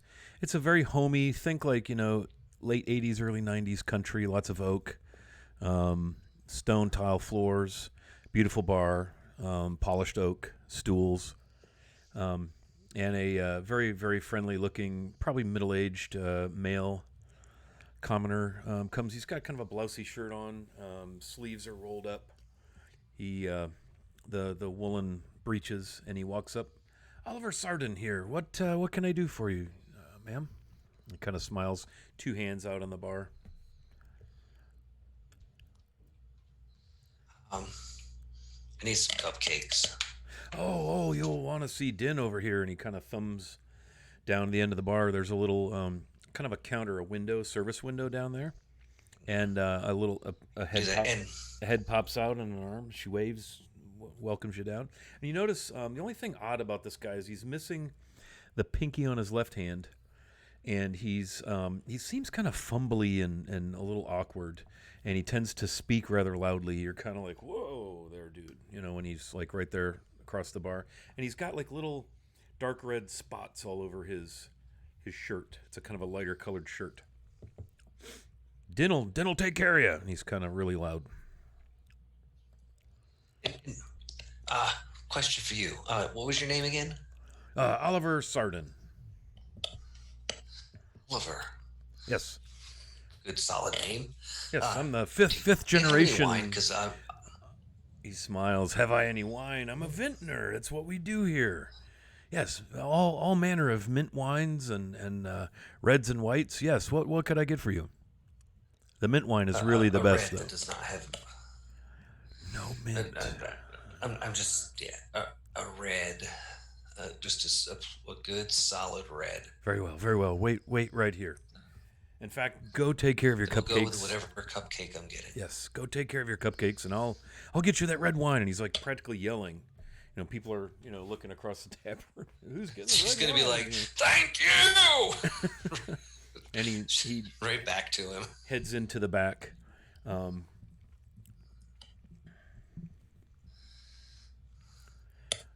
right, so she's gonna bebop over to Dan. Hey, I heard you're the cupcake girl. She smiles very sweetly. Yes, I am. What can I get for you? Well, cupcakes. Well, of course, yes. Maybe, She smiles. you know. Well, we have We have all, flavors. we have all manners of pastries. I have a nice chocolate cupcakes. I have vanilla cupcakes. All kind of frostings. I have a lovely mint chocolate cupcake. I have a carrot cupcake that's very good. It has a very thick frosting on it. Has raisins. Oh, it's my favorite. Little cinnamon. And she's the carrot cupcakes, and she kind of looks around. They're the most moist cupcake you've ever had. You could roll it up in a ball and throw it at the wall, and it would stick. I swear, it's that moist. We have 6 of them. 6 carrot raisin cinnamon cupcakes coming up. Yeah, Anything yeah, else? Maybe that'd be it. maybe a fresh loaf Oh. of hard crust bread. It's very crusty. Do you have any butter to go with it? Oh, of course, of course. So the cupcakes will be Well, hell. 5 silver, and the loaf of bread is 2 silver. And the butter's it's a mint butter. I hope that's okay. She's just gonna look back at her like, for real. Well, yeah. Didn't you see the mint fields on your way in? Mint wine, mint tea, mint Yeah. cupcakes. We have regular butter too, if you'd prefer. How about one, a little bit of each? Very well. I'll set you up. You just wait right here. He'll have your wine out in a jiff, and like magically, as she says it, a blonde-haired gal, probably maybe 30, very petite, friendly. You could tell she is related to Oliver. They've kind of same cheekbones, similar eyes, and she comes out with a dark bottle, and she sets it on the. It's got a cork in it, and it actually has a picture of the inn on like a label on the front. Here you are. This is our sweetest red. It goes very nicely with the cupcakes. I'm Ella, by the way. The wine is 3 gold.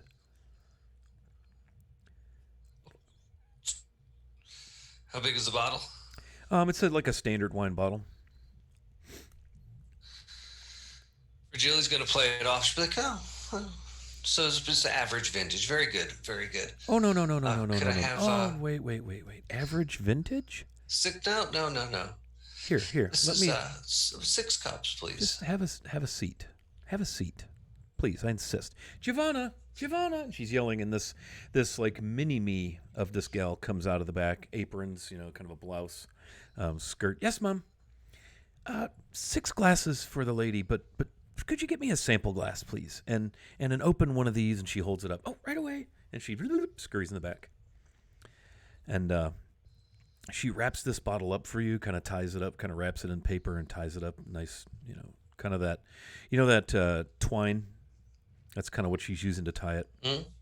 And Giovanna comes out with a tray, 6 wine glasses, and a sample glass that is full of what looks to be the dark red liquid from the wine. Here you are. Have a sample. I think your modest vintage assessment might change. And she kind of stands back, She's gonna take a. expectantly awaiting She's your. gonna take a sip and swish it around. Yeah. And she's gonna try and ascertain whether it's a good vintage or not. Yeah. So, well, I don't even know what I roll for that. Roll perception. Yeah, I don't think they have a snobbery skill. Yeah. So that's a 9. Snobbery. This is freaking amazing. You have never had wine with such a pronounced, fruity, bold bouquet. You can almost smell the fermented grapes as if they were in a mash in the glass. Very bold, fruity. And she's gonna be like, holy crap, this stuff's good. She kind of winks. Wow. Wow, yeah. My brother and I, we're 5th generation vintners here. This has been in our family, so we're proud of it. So it's good. And she takes a small she's gonna sample ask glass and pours herself, and she kind of clinks yours.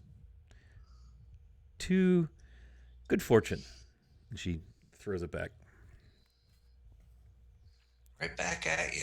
Yeah. Wine shooters. Wine shooters. Yeah.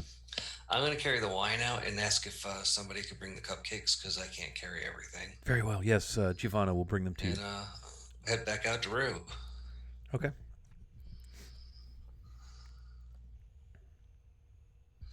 What do you got there for Julie? Cupcakes and wine. By the way, Scott, does the outside porch that I'm sitting on, does it have a view of the town at all? Yeah, Or the what main am I seeing the main from entrance. the porch? Yeah, great question. The main entrance to the Teshford Arms is on the south side the north side of the building, which is the side that faces over the mint fields and over the Tesh River, and you have Dagger Falls, the walled town, the tower of the Lord's Keep, in the background and all of that. Yeah, and it's you're in rolling hills here, so it's pretty scenic. You can see farmland, tilled fields, very nicely trimmed and fenced pastures and so forth. And if you recall your rooms, and you again scored good rooms on the north view again, so it's quite pleasant.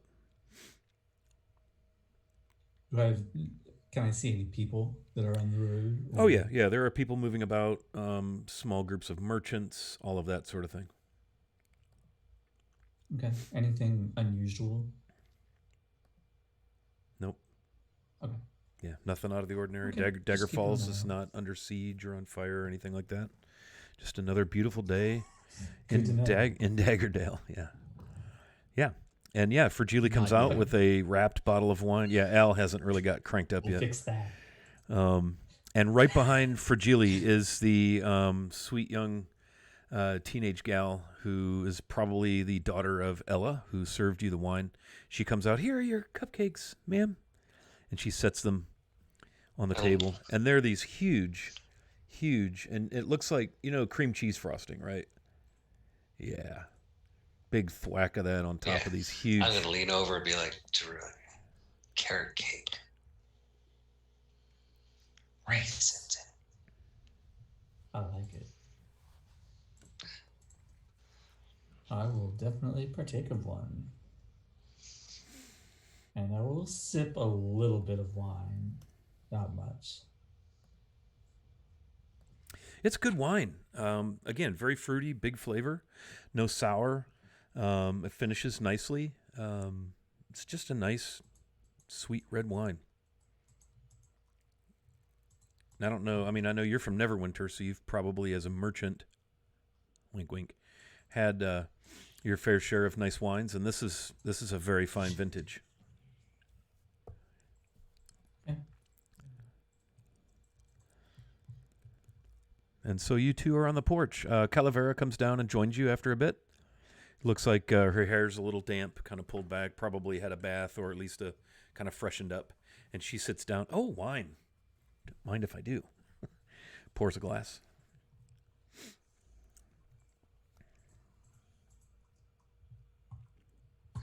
We're just gonna sit there and shoot the breeze and wait for the group to show up. Except maybe Gears. I don't know if we told Gears to meet here.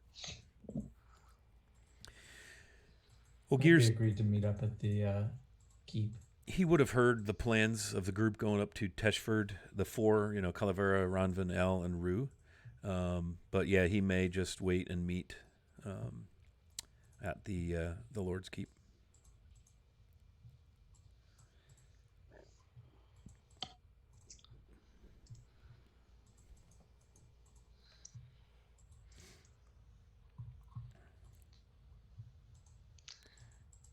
So, Ronvin, Al, what are you all up to?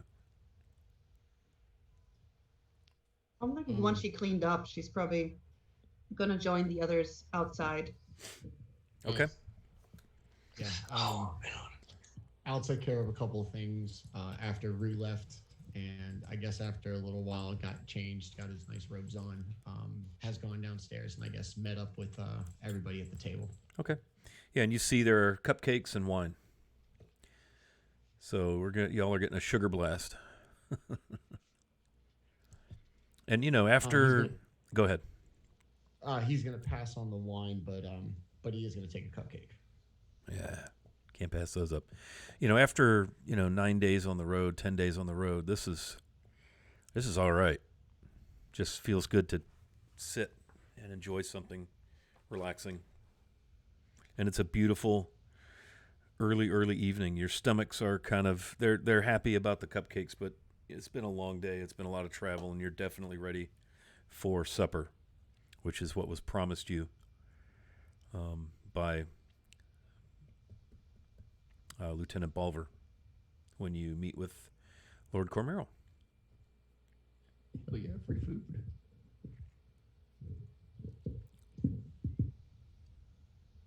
Yeah, we'll just sit around, hang out. I guess we Yeah. should be getting probably close to the time of having to be back to the.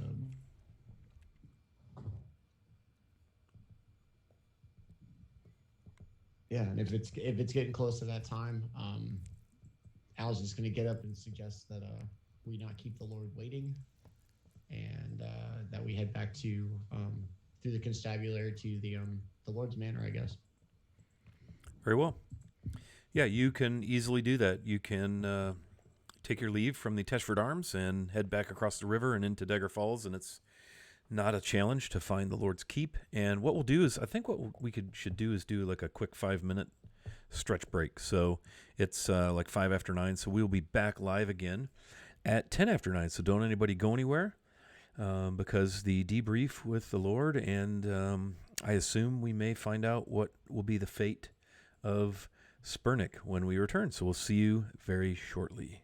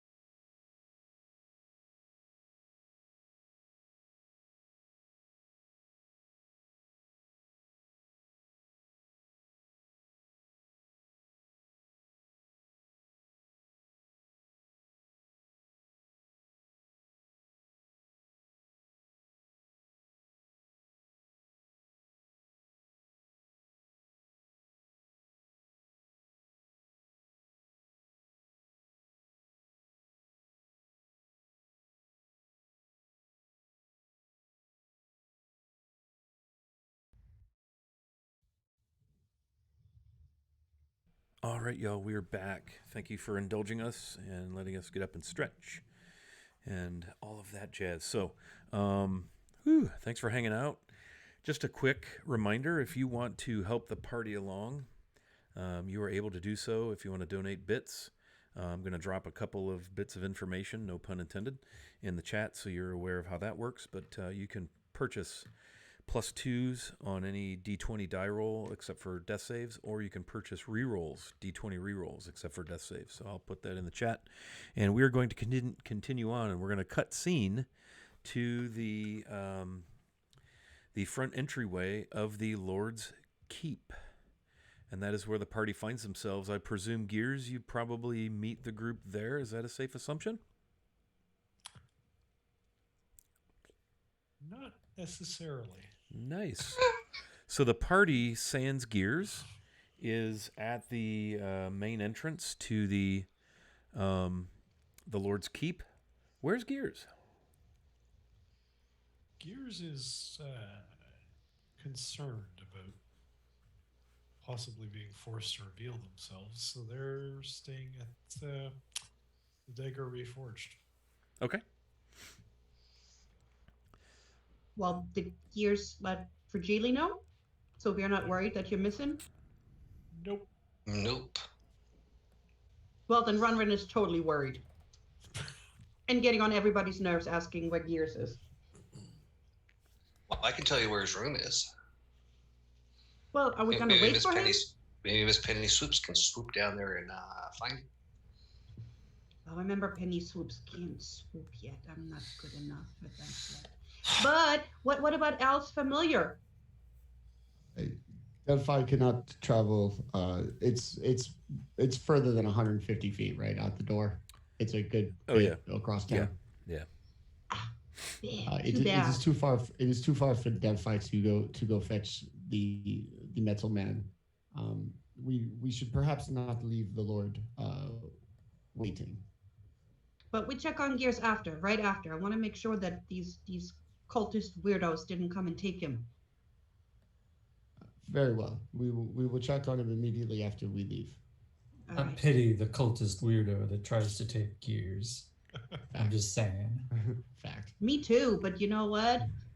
But I agree, you should make sure they're okay. Other people don't know. Other people don't know what Gear looks like. So as you're standing before the Lord's Keep, and just as a reminder, there's a 3-story kind of a crenellated tower, and then on either side there are wings, timber and stone, single-story wings, and it's all connected. The tower is kind of in the center. And if you recall, this is where all the legal and governmental affairs for Dagger Falls and the Dale are conducted. The Lord, when he is in Dagger Falls, and his family, when they are there, are also housed there. And as you're coming into the kind of the main gallery area, Balver, dressed in what must be like dress tabard, and he's in a fine woolen pant. And beside him is another individual dressed the same way, but if possible, maybe a little more fancy. This fellow looks a little older than Balver. If you had to guess, probably close to 50. He stands a good 6'3", 219 pounds. He's human, bald, very fit. He's wearing a half, like a breastplate, and chainmail with that. And on the breastplate is emblazoned the dagger, the serpentine dagger and ring, heraldry of Dagger Falls. He has a beautiful greatsword on his back, and he steps forward and offers a gauntleted hand to whoever might be closest. I'm Zal, Constable. Welcome. I haven't met any of you, but thank you on behalf of Dagger Falls for retrieving the suspect of these most horrible crimes. The town of Dagger Falls thanks you. You also notice, anybody want to make a religion check? Ooh, I do.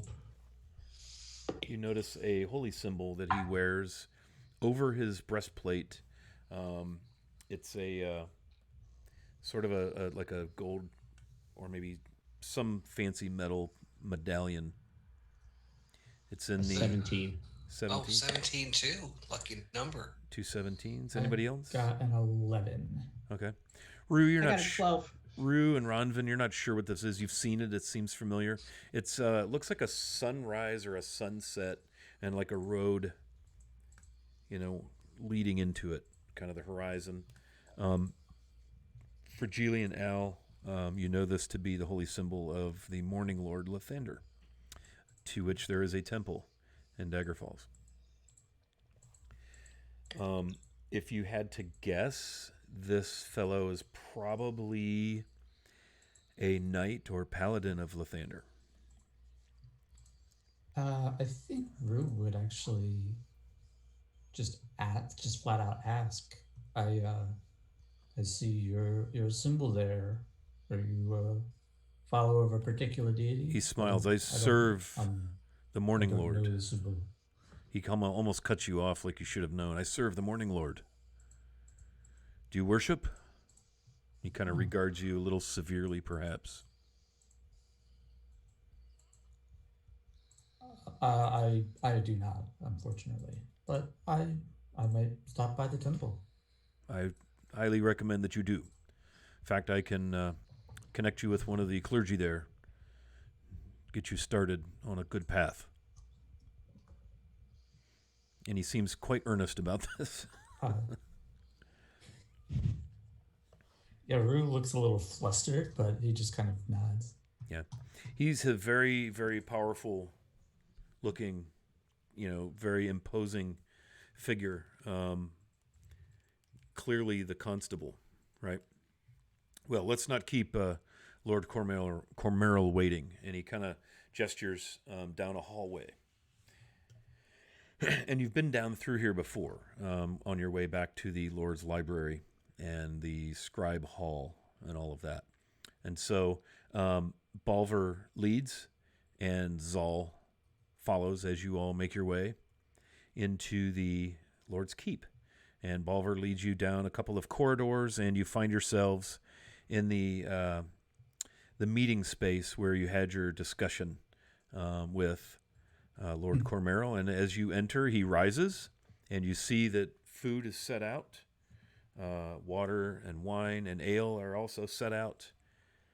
Oh, good to see ya.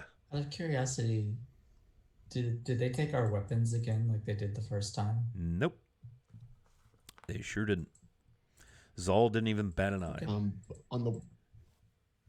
On the walk between where we met the constable and the Lord, Al's going to kind of fall back and tell Fragile, this man will see whatever justice the Lord decides. I will not manipulate his fate.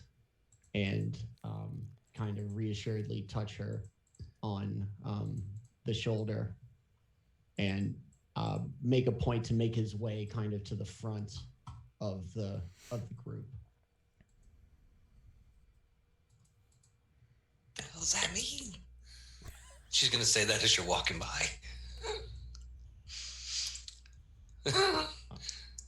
Oh, you mean like you did to old dude out in the road? Al's going to have been walking away at this point. He's going to turn and give like a very subtle nod to. It would be a good idea not to try that in here. I think She's gonna give you 2 thumbs up.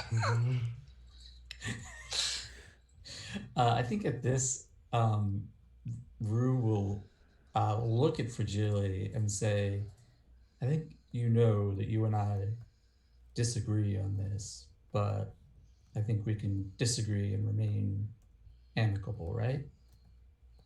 Well, we disagree on what should happen to Spurnick. Yeah. I think Spurnick should happen whatever the Lord says that should happen. My anger with him was because I thought that he made the undead. Fair enough.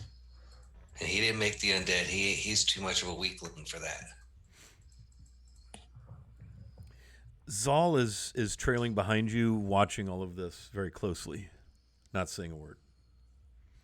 And Balver has kind of led the first part of the party into the conference, the meeting room. Does Fragile notice all noticing them? If she were to turn around and look, it would be quite obvious. She's gonna wave. He kind of nods and smirks a little bit.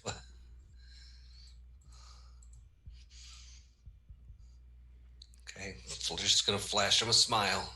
Yep. He nods and Doesn't wear eyelashes. doesn't give you much reaction. Exactly. Yeah. So you all make your way in. The Lord rises. There is a couple of there's a man and a woman servant kind of back in the corners, ready to tend to drinks and so forth. They're also standing. Hey, good to see you all again. Very well, very nice. My Scottish accent and my Southern expression, y'all, very nice. At any rate, please come sit. And he sits, and immediately Zal and Balver sit. And the servants set about asking everyone what they'd like to drink: ale, wine, or water. Wine. Water, thank you. Water, please. Just some water for me, I think. Julie's gonna look around like you're all idiots. Calavera asks for an ale. I'd like an ale, please. And so your drinks are served. What you have on your plate is some sort of like a small squab of sorts that's been roasted, and there are roasted potatoes and carrots with it, and a kind of a light brown gravy in a little dish beside it. And there's fine crusty bread, and there is a cupcake, mint chocolate cupcake at each place setting with mint frosting. I'm gonna look over at Ronvin, and I'm gonna be like, I gotta eat it. I don't want to be a bad guest. Just smush it a little and push it around. Like you did with the spinach when you were little. I like spinach. So, welcome. It is good to see y'all once again, and to see y'all in one piece. And he raises a glass. To missions accomplished. Hear, hear. Congratulations. For your good health, sir. Thank you. And he takes a sip of his wine. No shooters this time. Sets it down. So, you must tell me all about your trip, and leave nothing out. I'm anxious to know where you found the scamp.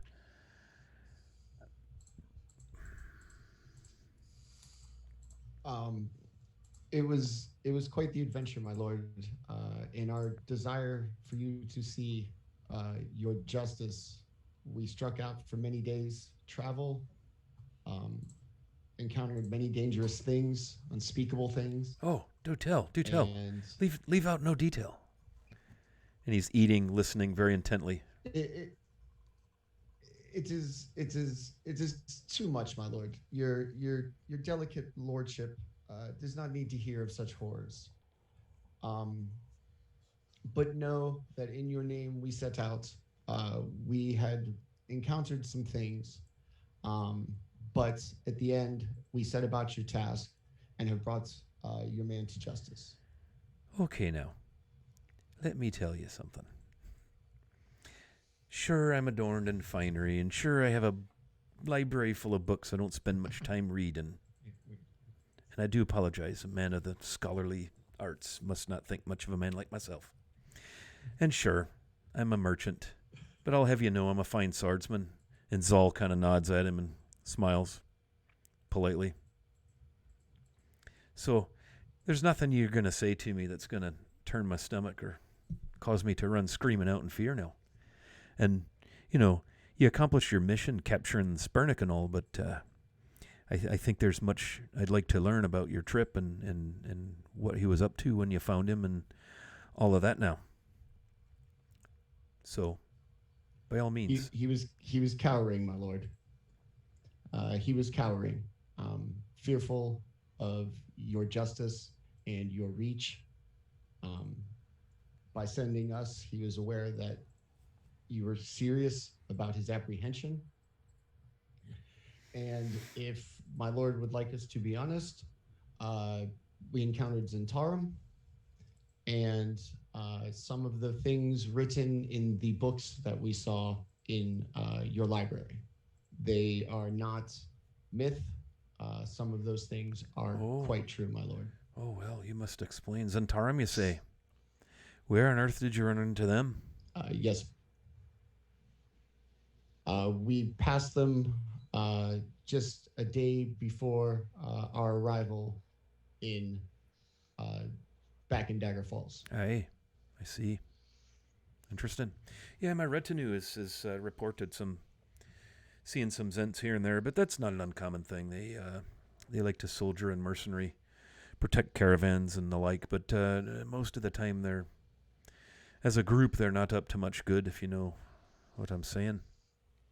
What else did you learn on your travels? Some things you say are not myth, but real, eh? What might those be? We came across a temple, if you will, bearing an ancient artifact that we had not disturbed for fear of failing in our task to return Spurnick to you. His eyes kind of get big. Runrin just kicked him in the shin, but she was too late. So, a temple, you say? Was this like an above ground temple, or some like how did you find this temple? Whereabouts was it? Through our expertise and incredible abilities, we used what little clues we could receive from books, apprehended the fugitive, and stumbled upon a temple to the Order of the Scale. He kind of side-eyes Bolivar and Circle of the Scale. gets this kind of half smirk on his face. So you're saying you use the map we got from Tybeam then, right? He kind of smirks a little bit. So Temple of the Scale, eh? Yes, my lord. Hey, so there is such a thing. Does that make them druids real then? Did you run across any of them? We did not. The only things aside from Spurnick we came across were protectors of the artifact. Oh. And what artifact did you see? We did not inquire. The beings seemed too powerful even for us. Oh. And we allowed them to continue in their sworn duty to protect the artifact as they had for centuries, perhaps millennia. I see. And you say you found Spurnick up in this temple, eh? Hey. Yes, my lord. How did he come to be in this temple? I mean, I've met the man. There isn't much to him. I would agree, my lord. The fact that he made it as far from somebody as capable and powerful as yourself is truly a marvel, given his lack of intelligence. Well, I mean, he must have something on the ball if he's able to get out there and find and enter this temple and deal with guardians and the like. What manner of beast or creature I believe there might... were these guardians? They were undead, and they greatly offended the sensibilities of my associate here. And Al's going to point to Frigili. Aye. Sidebar. Sidebar. The Morning Lord. Didn't he have a squabble with some undead dudes on some point? Lathander? They're historically against undead. Historically, yeah. I think so. Yeah. Yeah. He's not a fan. He's not a fan. Mm-hmm. Yeah. Undead, you say? Yeah, Well, Zola and that's- I are on the same team. Oh, this must be quite an artifact then. And you say you left it undisturbed, eh? Yeah, there was a white and 2 ghast guarding it. His eyes kind of get big. You don't say. Hey, that doesn't sound good. And Zal kind of looks, and he, as you're telling this tale, you could tell the three of them are trying to piece together the cryptic detail you're providing, and you can almost see them picturing. Let's see, 4.5 days east, and they had to get off the right. They're almost like they're trying to put the whole thing together. And Zal's eyes even get a little bit big when you mention a white and 2 ghasts were guarding this relic. And did you see the relic itself? What was the nature of that? Was it just like it says in the books? A big dragon scale? We did not get too close, my lord, but it would seem to be a reasonable belief. Hey. Well, I have to say, I'm blown away. I thought maybe you were just going to track this lad down on the road and bring him back. I guess that's all makes sense now a little bit, being a cult of the dragon and so forth. He kept telling you, I went and talked to Spurnick before you came. He kind of takes a sip of wine, pushes his plate away, and the servant comes up and is in and out almost unnoticeably, kind of like the ball chasers at Wimbledon, in and out. So, he tells me they're gonna find him and kill him. This cult seems to be quite distraught about it. You all know anything about this cult? I don't think I do. Only what I briefly read in the books while we were here. I mean, that must be why he's in there. If that's a dragon relic, and them druids supposedly worship dragons. It's not really a nice thing to have hanging around the region, But you say it's well guarded, eh? Yes, my lord. Only through our skills and prowess were we able to discover the crypt where the artifact was held. I see. So it was hidden and then in the lake and guarded. What else did you see in this temple? Did you go through the whole thing?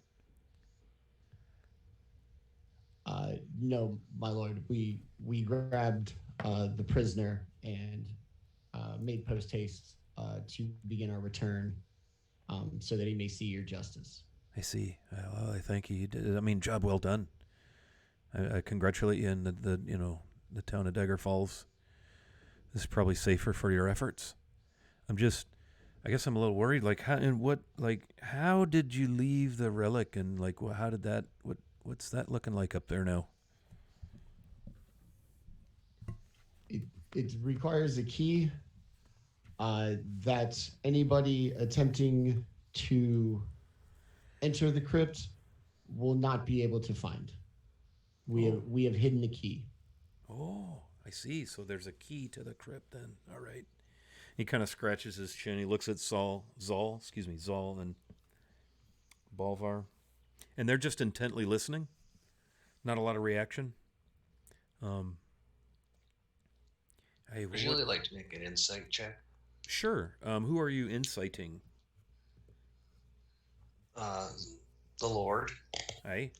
Go ahead then. And I'm trying to gauge rather his interest in the way he's talking is truly I want to hear your story, or if I think that he's trying to gather information to go up and retrieve this for himself for his own personal power play reasons. So does this look like a personal thing, or is he mostly concerned in the welfare of Dagger Falls? Is that what you're... Yeah. Is he looking for power, or is he looking to make sure his people are safe? Very good. I'm going to use one of my inspiration that I have. Okay. Because I rolled an 8. Yep. And you do have a +2. You have 7 of them, as a matter of fact. Well, it gives me... It's insight, so it's straight up. So it's a 14. If the group doesn't mind, I'll throw a +2 on there. Make Okay. it a 16 to see if I can. Okay, so you used 1. That takes you to 6. Yeah, so your sense is he's very inquisitive. He keeps pressing Al for detail. Al tried to be cool and just, he just kind of went out there and found the dude and brought him back. And he wasn't satisfied with that. You get the sense that maybe he learned some things from Spurnick, and maybe he's trying to compare what he told, what he heard from Spurnick versus what you're sharing with him. You get no sense of, what's the right word? You don't feel like there's some ulterior motive or some nefariousness to his line of questioning, his demeanor. He's meeting you with eye contact. He doesn't seem to be trying to be too smooth, or he just like the real deal. His demeanor is the same as it was when you came to him with the initial, when he came to help with this mission, if you will. He seems to be pretty sincerely interested in as much information as possible to learn everything he can to keep the Dale safe. Okay. So did you, besides this key, I'm concerned a little bit about this key. Is anybody going to be able to get in there? No, my lord. We each took a piece of the key, divided it, hid them separately. We are the only ones who know where they are. I see. That is protect us, the artifact, and yourself, my lord. We fear these artifacts may be very powerful, that may draw unwanted attention to a town of this size. I almost didn't want to know where the pieces are, honestly. Kind of looks over at Zal. Zal seems like he'd kind of like to know. He's kind of very much looking at all of you like, do I have the authority to demand, these keys? And you see the Lord kind of side-eye him and, hey, well, this is concerning news. And you say you saw Zentarum. Yes, my lord. Awfully close to the town. I believe yesterday. With the caravan? Yesterday, yeah. Hey, yeah. Weren't there some Zents come through the caravan 2-3 days ago, didn't you tell me, Zal? Yes, my lord. Yes, this would probably be the same caravan that the party here has seen. I see. Well, I've had a word with Master Spurnick, and he seems quite shaken. And, of course, his partner, we made him quite aware of the fate of his partner, Tybeam. Killing an innocent in the commission of a crime. It's a pretty serious business. And so a sentence was passed, and Tybeam's been executed. Oh, shit. Here's where I come down on Spurnick. See, and Zal kind of sits forward, very anxious. So does Rue. See, Zal here was with me when we talked with Spurnick. And Zal is a knight of the Morning Lord, serves our temple. And Zal kind of nods. And he has certain magics granted him by the Morning Lord to tell when someone's being truthful and when they're not.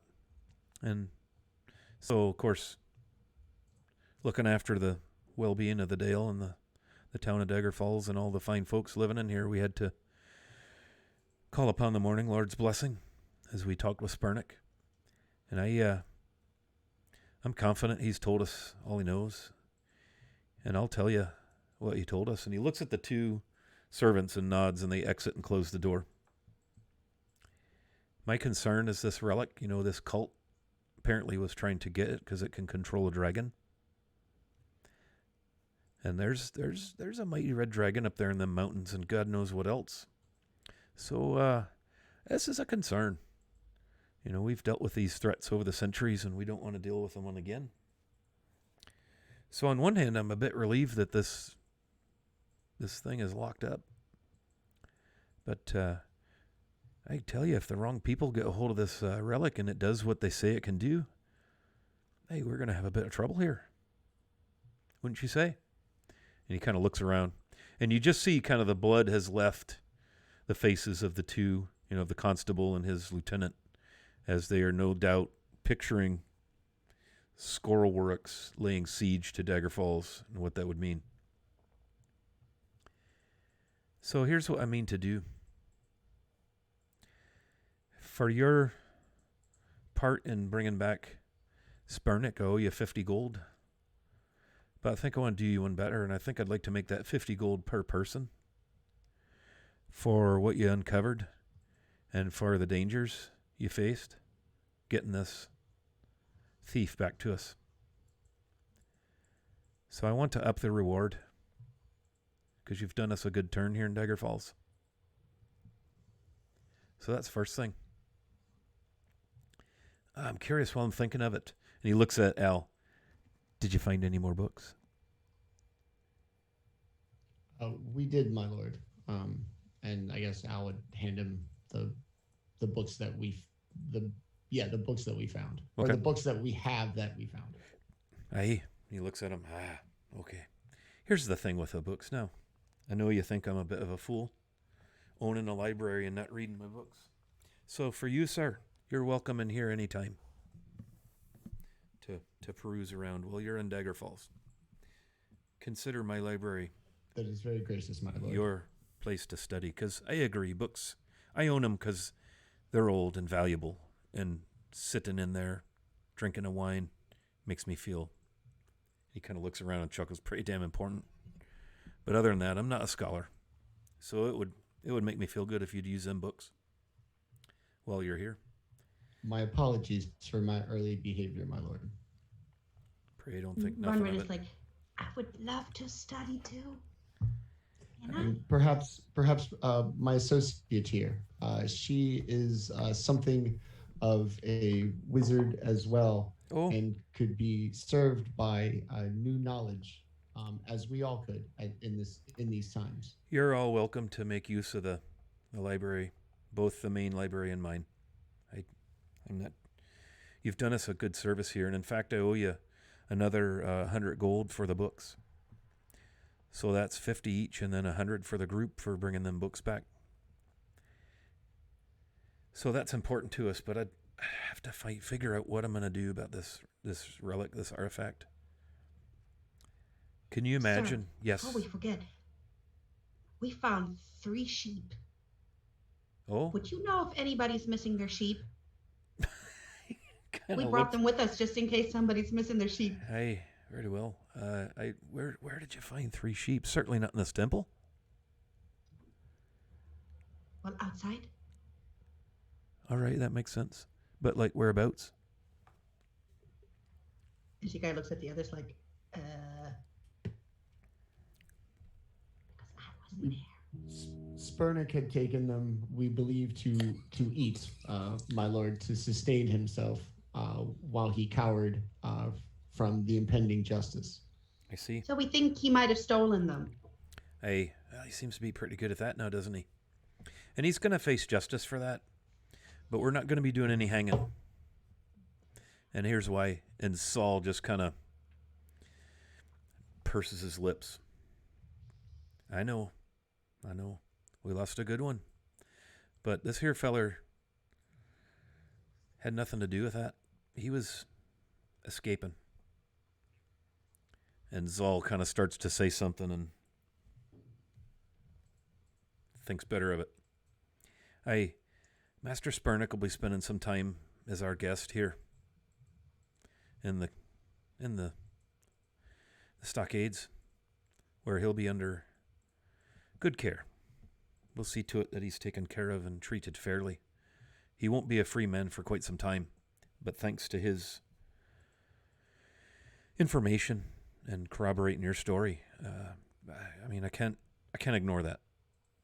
We have laws here, and he'll be incarcerated for stealing from the large library, and he'll serve his punishment, but will not be hanging anybody over that one. So everyone's honesty went a long way in my thinking on that.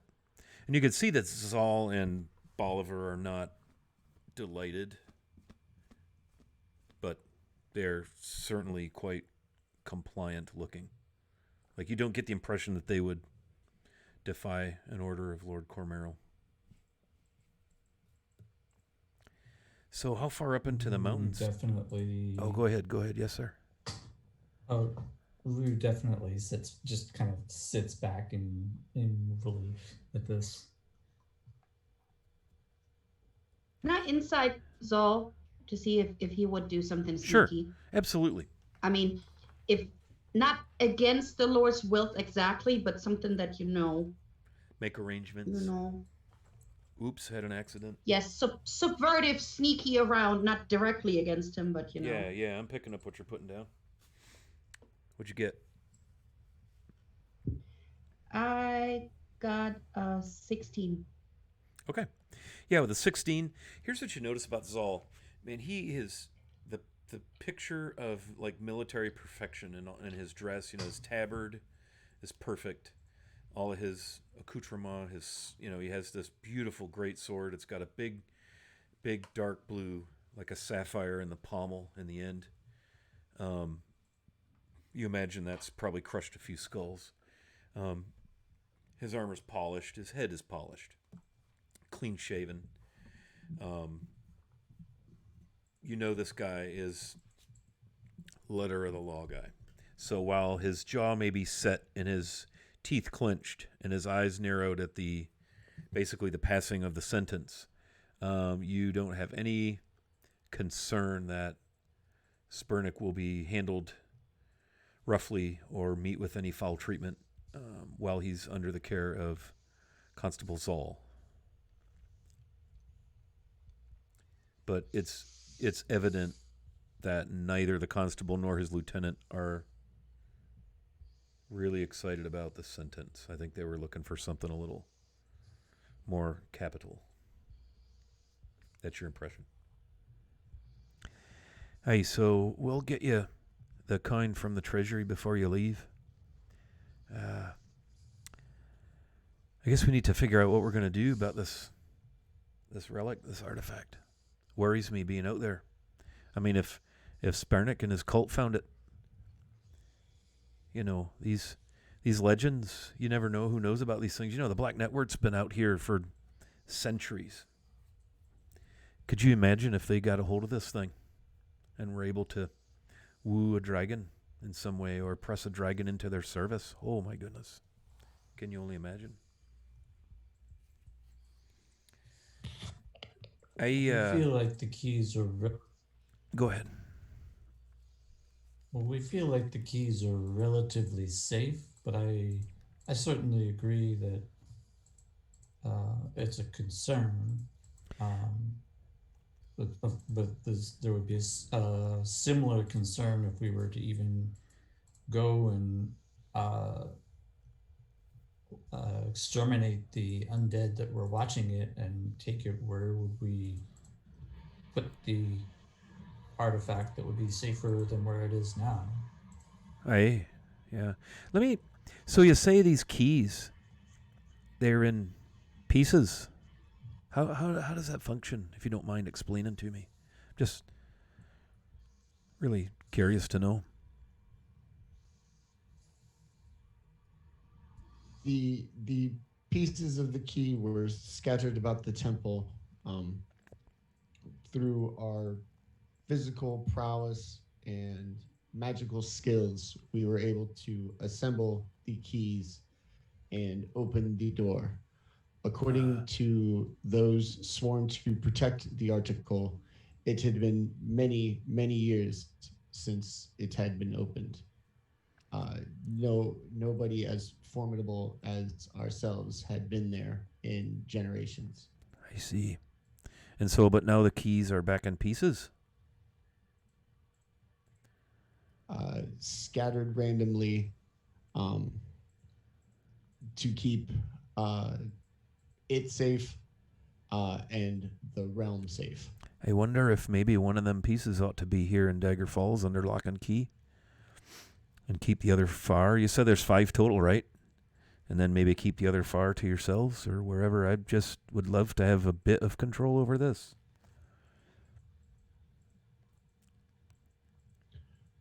To what We- end, my lord? I'm sorry? To what end? Well, so I know they have to come over me and my men to get to it. And then the other If far, it's they not need... here, my lord. They do not have to come through you if you do not know where it is Aye. But since you're or your people. here now, they may assume that it's here in Dagger Falls. So either way, they're probably coming this way if anybody's looking. So I'm just wondering if we might keep one here. That way we know where one is. And I don't want to know where the other 4 are. I don't want this thing ever assembled back together. Is this the only way the door can be opened? We believe so, my lord. Hey, okay. All right. He kind of just... Where the key pieces are now, my lord, it shall never be opened. I see. I'm sure you can understand my concern not knowing where any of the key pieces are. And I don't mean to imply I don't trust you. I haven't known you that long, but Of course, my I lord. feel like I can trust you. I'm not. That's not a concern.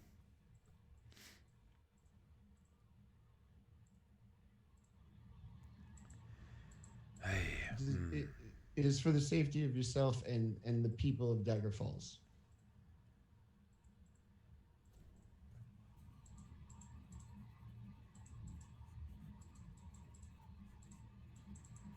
He just kind of rubs his chin, kind of takes another sip of wine and sits back, just contemplating all that he's heard. He's had a rough day. He's agreed to let people in his library again. He'll be traipsing through his house. Hey, well, this cult of the dragon concerns me. I didn't know where they're from, or I didn't know much about them. And I mean, there's been cult of this dragon and that dragon and all that, but you know, they got in here once. Maybe there's more of them around. I don't know. So Zal and Balver here and the large retinue are going to be watching things very closely. So I have a proposition for you all, yeah. And you didn't have to answer me right now, but I want to make you an offer. So we're giving you 50 each for the capture and return of the prisoner. And we're going to give you 100 to the group for the 2 tomes you brought back. And you have my gratitude. And, you've made a friend here. You've made an ally. But I'm wondering if the group might consider a charter from the town of Dagger Falls as a party to, I suppose, in some sense, defend, but mostly be more of a agent is kind of a strange word. I'm not, but you might go out and do our bidding if it suits your purpose. For a fee, of course, and the like. But you seem quite capable, and you seem quite forthright. And my man Zal here is a good judge of character, and I feel good about you. So I wondered if you might consider chartering and tie in yourselves to Dagger Falls. You can come and go as you please, but you'd be,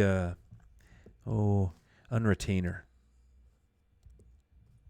Should we have need for you to go out and maybe get some more information or take care of a bit of business? Any interest in that? What is a retainer exactly? Well, we'd pay each of you 20 gold a month to be available to us to send out on various assignments and the like.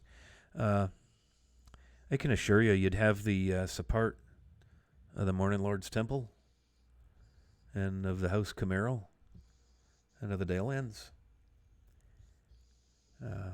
But nobody would really support. We'd back you. We'd help you.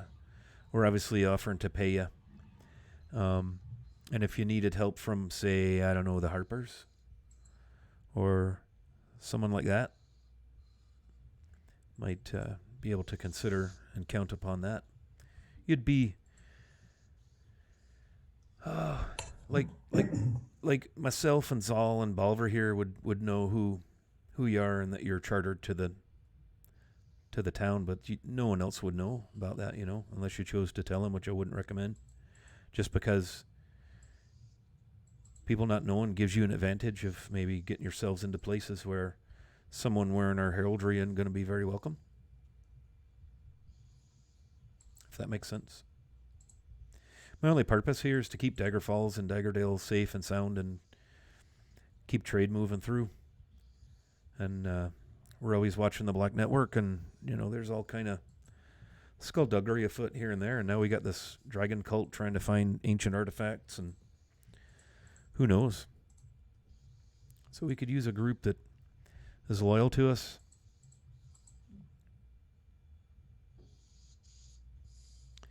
And you didn't have to answer now, but we'd pay each of you 20 gold a month to remain on retainer.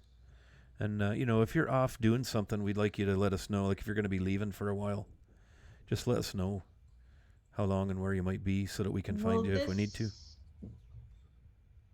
Will this include room and board? We'll give you a stipend for lodging.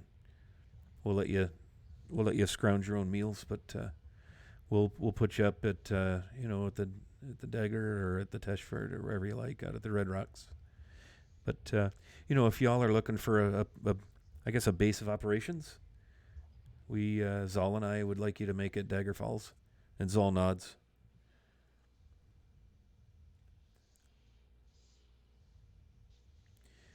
You all seem like Al's going to make a comment. I do notice a lack of wizards in your service, my lord. Perhaps this potential relationship could be advantageous to us both. Oh, how so? Many places keep wizards around for counsel and the use of their powers, that should this relationship continue, I would be happy to use my powers for the benefit of the land. Hey, that's what we're talking about now. Yeah, I think that'd be wonderful. Closest thing I have to wizards up here are just scholars.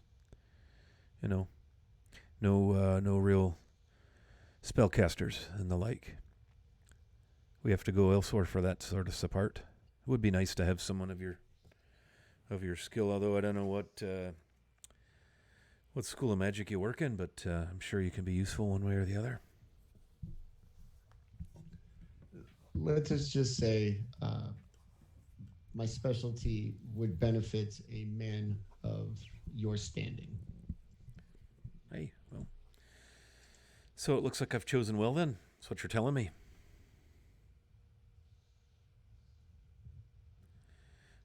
Yes, my lord. We are quite good. So what about the rest of you? Any thoughts? Again, I'm not asking you to commit to it right now. I know one of you is missing. So you'll have to. Well, how much would of this charter money would you be willing to front us? Front, yeah. Well, have you got something in mind there, Ms. Fragile? Well, you talking about us running here and there and everywhere. That was a long walk we just took for you.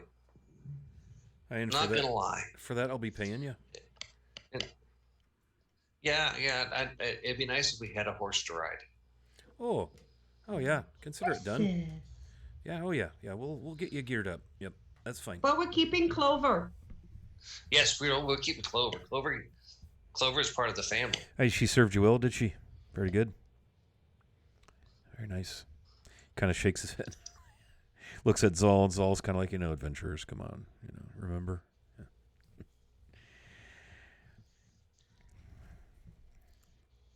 Yes, we'll get you So steeds. Julie's like, I'm down. We'll make sure you have the gear you need. And we feel like your skills could be of use to us, and it's nice to have people working on our behalf who may not be recognized, or people may not know what you're up to. So if you do, as a group, decide to do this, and I know you need to talk with your friend there, you'll probably want to keep that kind of quiet, what your status is, if you don't mind. Kind of defeats the purpose. I mean, we can always give it a try. And if it doesn't work out, no hard feelings. I Hey. think it certainly bears some discussion among the group. Okay, that's fair. And it would be kind of a month to month, every month if you want to, whenever you want to, either side wants to draw an end to the arrangement, that's fine. I mean, you still have to follow the laws of the land and all, but I'm not too worried about that.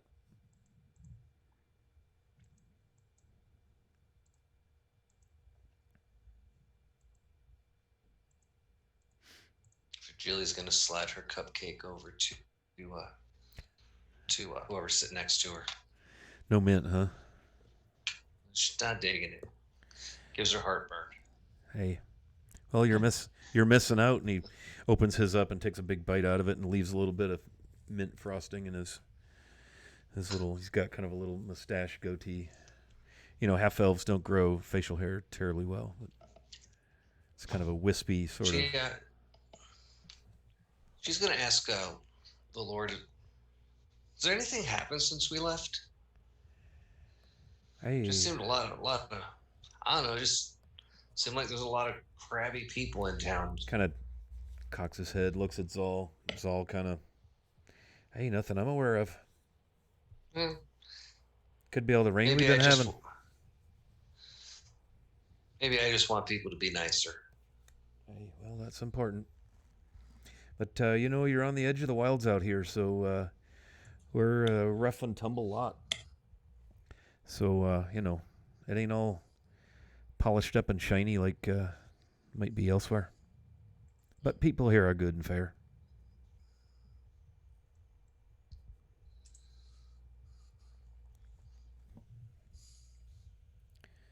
So, what have you got any questions or anything?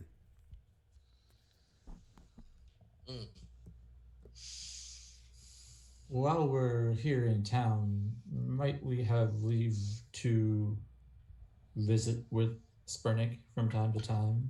I would certainly like to see him. I would certainly like to see him on a better path. He kind of looks at the ceiling and thinks about it, looks over at Zal. Zal kind of looks like, hey, I think you can do that. He'll be housed in the stockade there in the barracks, but we can make arrangements for a visit here and there. Take a liking to him, did you? Sure, we'll call it that. Well, I think he's relieved to be in our custody. I didn't think he fancies being set out into the wild on his own. He's quite confident that he'll be killed. Well, I know that he did not kill Micah,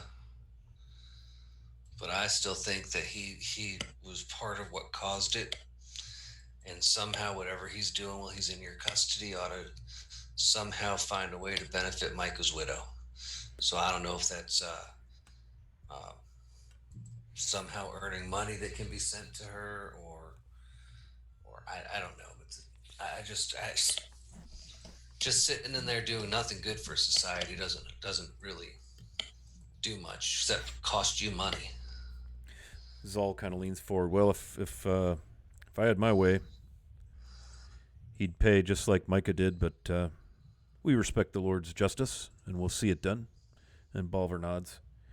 Hey, Miss Fragile, that's not a bad idea.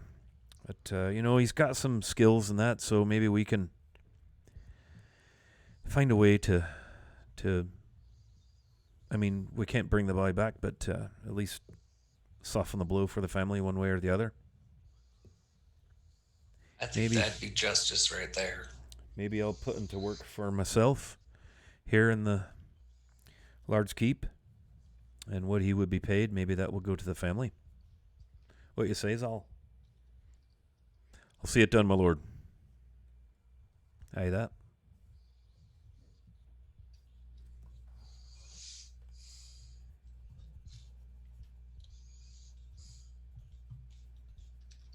And you see him, he pulls a quill out of somewhere in his robes, and there's an inkwell there, and you can see him making some notes on some paper. Like he's writing down this idea.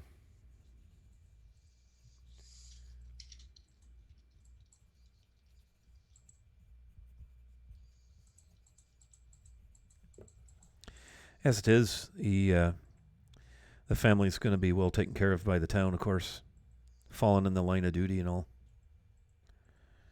But yeah, we'll see to it. Hey. So, to new beginnings or old endings or something. He lifts his wine goblet.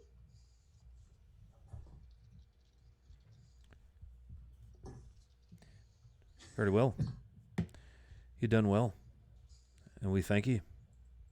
And I hope we make this worth your while, and I hope you'll consider our offer. Just maybe get together with your friend there and let me know what you want to do. But again, please keep it to yourself. A fine offer, my lord. And you won't be bound to Dagger Falls, but if we think we might have some things for you to do, we'll let you know ahead of time, much as we can, so that we can keep you close when we need you. But we'll find you, if it's that urgent. So what are your plans now? Get off our feet for a few days. Hey, that. How was the trip out there? It's been a while since I've been that far east. I'm usually north and south, back and forth from Cizale up here. Back down. I'm not familiar with this part, my lord. The travel seems average, if not a bit chilly compared to where I am from. Aye, right. Must be hot where you're from, because, boy, today was a burner. It is, my lord. Very, very, very hot. I see. Well, if we don't have anything too pressing, I would like to return home for a little bit and maybe, come back with some nice armor. And if you guys wanted to meet my family in Ashford. Very nice. Yeah, you'll want to see, head over there to the Winding Trail if you're looking for armor. Well, I think that my uncle might be able to. Your uncle? My uncle is the smith in Ashenford. Oh, right then. Very nice. Wait a minute. But you're not a dwarf. He kind of smiles. No. Okay. Family's not just blood. I see. Yep. You're right. I understand. He kind of looks at you.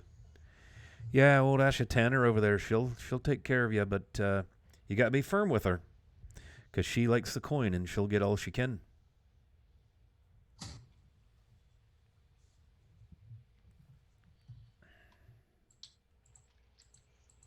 In fact, what was the name of... Oh, sorry. I was just going to say, I think that caravan may have pulled through there on their way through. Maybe you might want to inquire about that a little bit while you're there. That's one thing that if you know anything about the Zents around here, that would be most helpful. That information, I need to know what they're up to. They claim to be all about, sword arming and, teamster work and the like, but I know there's far more going on there. So if you learn anything, most helpful. Now, what was your question, lad? Oh, before I get to that, regarding the Zents, they did seem interested in trying to take Spernik. I'm not sure that it was related to anything that they knew about him, or if it was just it seemed interesting that we had someone tied up and they were curious about it. You say they were interested in Spernik. The Zents from a caravan were? No, the Zents that we ran into near where we took Spernik. Oh, there was two groups of Zents. I must have misunderstood. Tell me more about that.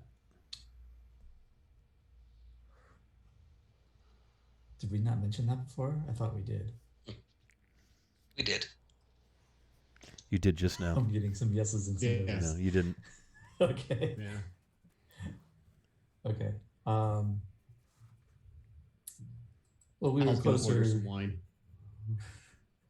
We were closer to. What is the actual name of that place? Was the Zent Keep? Oh, Zental Keep. They call it Zental Keep. Keep. We were Yep. closer. We were a little closer to Zental Keep and ran into. Seemed to be a roving band of Zentarim. Oh, It didn't Like- bother us too much. But like a detachment of some sort, like a military, almost a group of them, huh? How many were there? something like that. There were a dozen more. Hmm. Far more than we could have dealt with. I see. Yeah, they're a tough lot. Zal is definitely sitting forward, listening intently. So what you say? They tried to take Sparnak? They showed some interest, but we convinced them that it was better off that he come and see the Lord's justice. He gives you a pretty impressed look. You convinced the Zents away from something they wanted, eh? Well, he looks at Al. This prowess you mention. Aye, very impressive. Like I said, I don't know if they were particularly interested in him as much as the fact that they couldn't have him. I can see that. Yep. So, do they have any idea what you're doing up there? What you're about? You think they're aware Not of that we this know. relic? Because that would be very bad if they were to get it. Without the key, my lord, they can do nothing but stand at us at a large metal door that had not been opened in centuries. Hey, all right. I mean, I have to trust you on this. Well, I will have to report what I know, what I've learned here to the other leaders in the Dalelands. And no doubt Elminster will be interested in learning a bit about this. But your names will be out of it as far as who I learned from. Doesn't do anyone any good for me to publicly identify my team. Kind of looks at you all expectantly. Saul kind of nods and smiles. Your name is certainly the important one associated with this, my lord. All right now. All right. Enough of that now. He kind of looks over at Al. Every other word is like my lord. You know. I thank you for your decorum. But, yeah. So, will there be anything else? Anything I can do for you right now? I assume you're going to be around town and you'll let me know what you decide about the charter.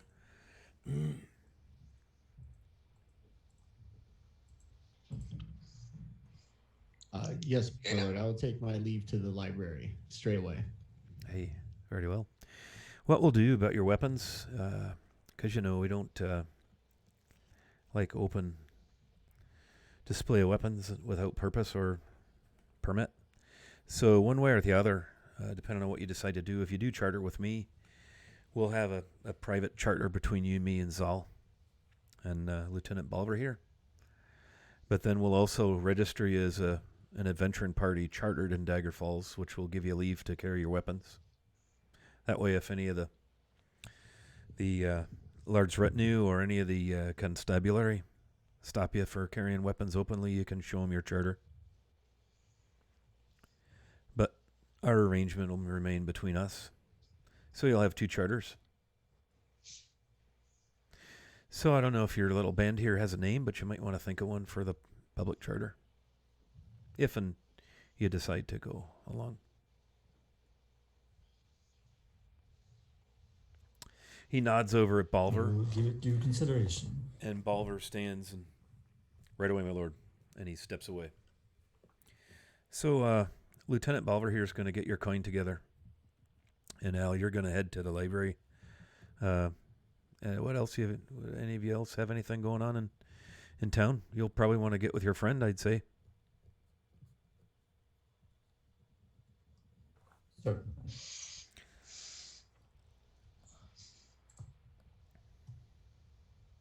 Still gotta find where he stole the sheep from. Maybe we should talk to him and ask him who he stole them from. You, just a reminder, you secured the sheep at the ogre's cave. We took him with us. Right, but that's where the sheep were. You didn't get them. Ogre's You didn't get them from We didn't- Spurnick. Yeah. Yeah, but you know what? We're probably thinking we got them from Spurnick because we got confused. That could be. Because that's what Al said. That's entirely possible. So after a couple of moments of awkward small talk, Lord Balver comes back with a purse for each of you. And let's see, what is 100 gold divided by 6? Let's check the royal calculator. 16 change. Nice. So each of you has 16 and a quarter. 66 gold pieces in this pouch and 5 silver.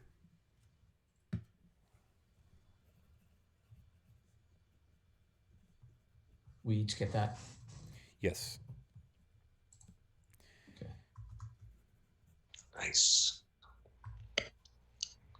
And should you decide to We'll look at that. to do the charter with me privately, we'll front you that 20 gold at the start of the month, and we'll make sure wherever you just let me know where you're staying, and I'll make arrangements for your lodging to be paid for. But your food and drink is on you.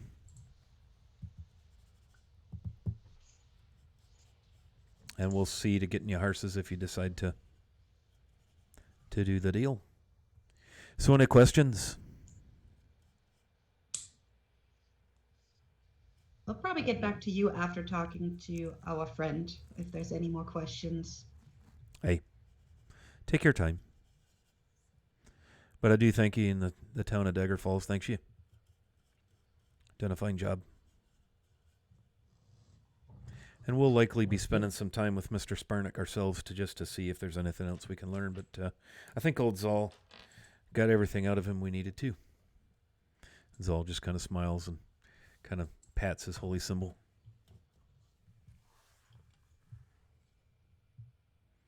And so the Lord Cormero stands.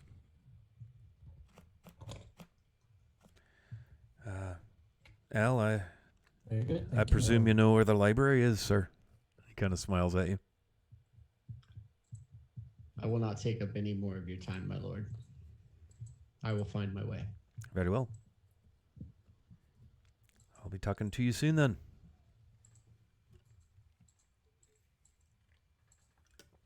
And he sits back down and drains the small bit of wine that was in his goblet as you exit with Balver and Zal. Balver kind of steps up. Just let us know when you'd like to see the prisoner, and we'll make arrangements. He'll be cared for. He's not well liked in there, but we'll see the Lord's justice done. No harm will come to him. And he's probably more valuable to us alive here than he is dead or off roving in the wilds, because he is definitely scared to his core of the cult.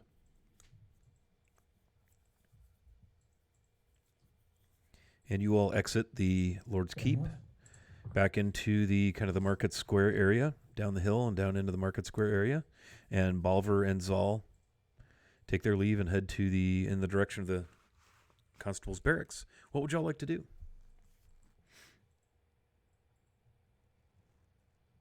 We need to go look Find for gears. Gear. Because he wasn't there and we're worried. Okay, last you recall, he was at the Dagger Reforged.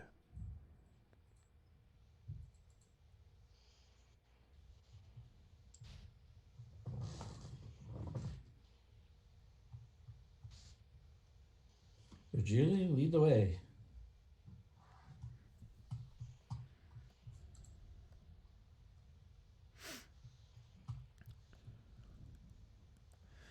So you're heading to the Dagger Reforged?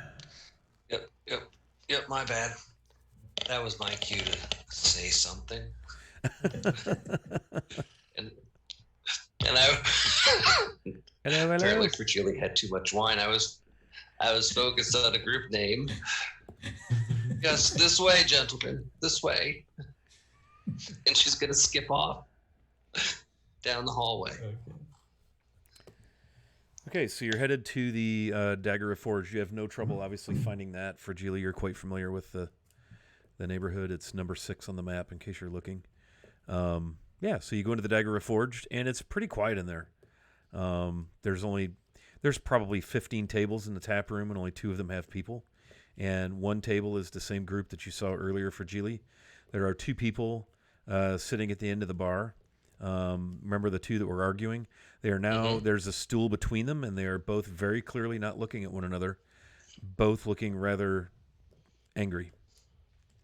And sitting on a stool behind the bar, glaring, is Carrie Willow. And there's a younger couple at the other end of the bar, rather amorous, sitting very close together on their stools, enjoying what looks to be maybe goblets of wine, very much attentive to one another and not really to the rest of the establishment as you come in. I feel like these guys all need cupcakes.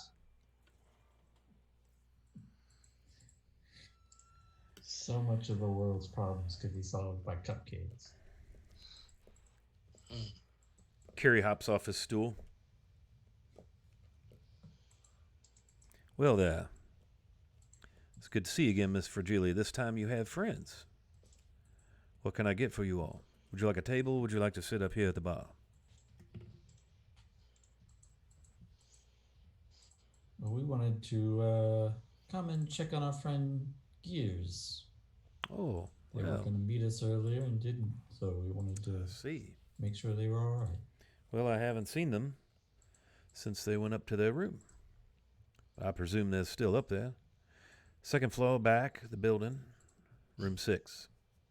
You're free to go check on your friend if you like. Can I get anyone anything?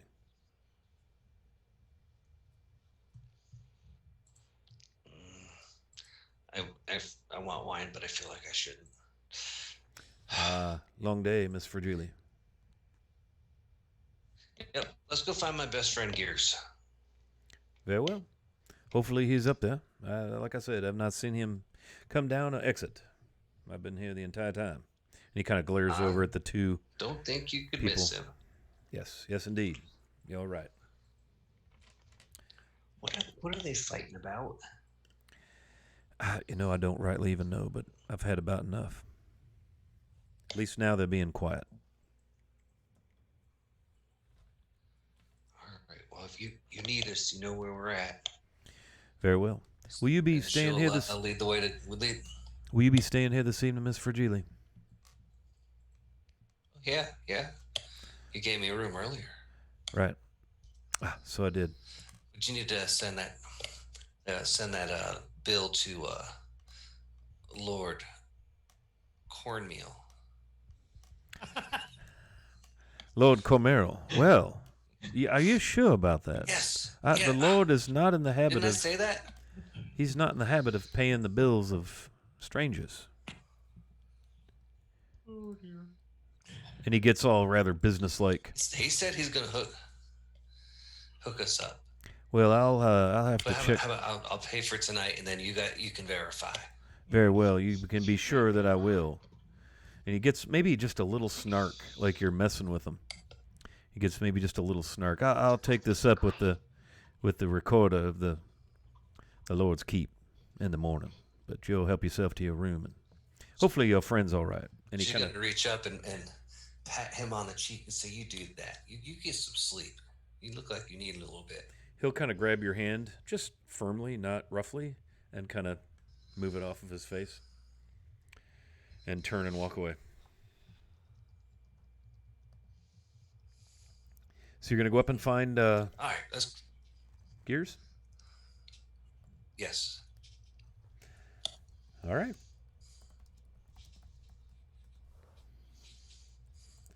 So you go up and find room 6 in the hallway up there. Fragile, your room happens to be 7 right next door. A lucky number. I'll just knock on the door.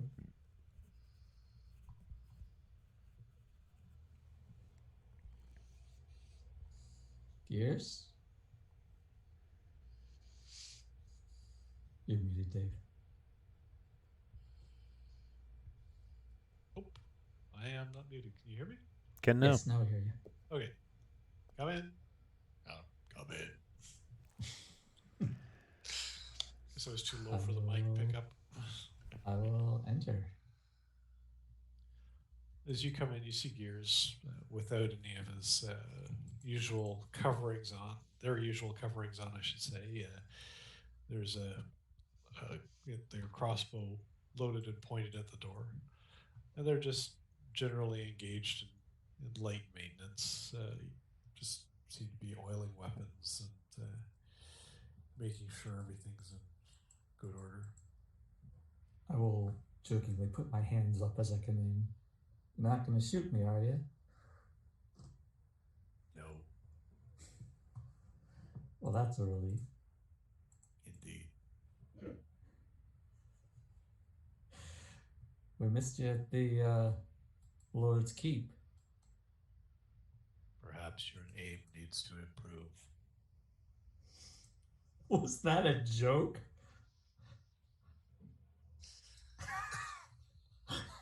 Did you just tell a joke, Gears? You can't tell if they're smiling or not. I am impressed. I'm rubbing off on him. Apparently so. Gears, I would like to award you an inspiration for that.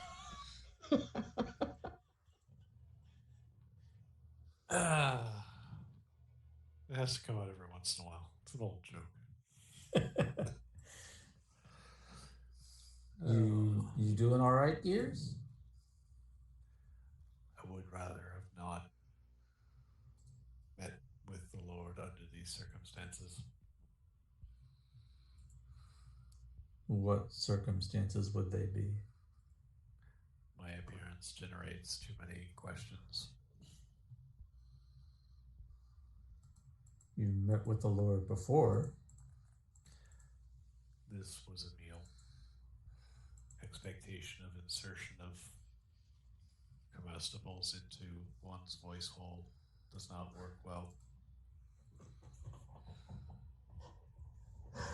Voice hole. Sorry. That got me.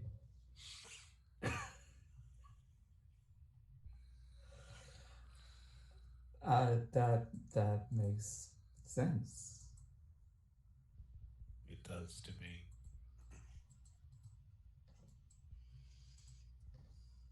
The scimitar is also lying on the table there, unsheathed.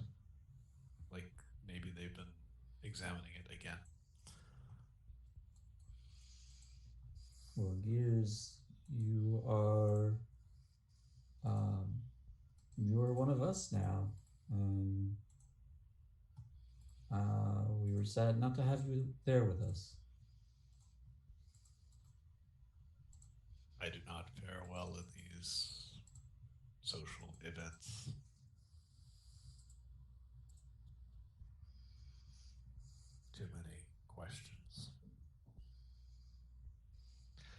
How fair is the Lord Cormeral and Spurning? Have they hung him yet? They're not hanging him. They're gonna make him do some kind of community service to help the widow of Micah. That seems appropriate. More enlightened than perhaps the Lord might have demonstrated earlier.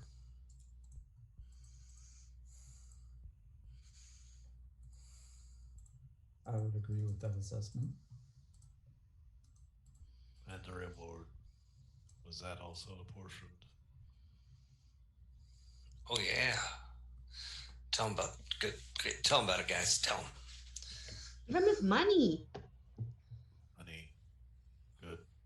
Shiny, shiny, shiny, shiny. Buy more shiny. Oh. Gears, how much do you weigh?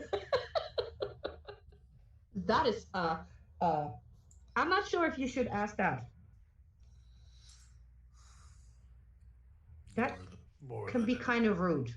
more than an average person of my size. Because he agreed to help us get horses so we could travel faster. Just making Right. sure you don't break the horse. No horse. I guess we need a cart. This unit's weight is approximately 350 pounds. Big horse. A lot of Riding dinosaur? Al? Did we get him a riding dinosaur? Did everyone come with us to Gibbs' room, or? Now I'm in the library. Oh, that's right. I thought you came with us. I think everybody but Al. Al's hitting the library. Al's in the Okay, we got to ask Al if we can get him a dinosaur then. I'm not good enough to make him a metal horse yet. Perhaps a draft horse seems excessive. Well, the Lord also gave us a very interesting offer to potentially be put on retainer for Daggerdale. So I think it's something we should get back together with Al when he's done at whatever he's doing at the library and talk it over as a group. But I think it's a very interesting idea. What are we retaining? Water? Another joke? Gears, what has gotten into you tonight? She didn't even have any wine.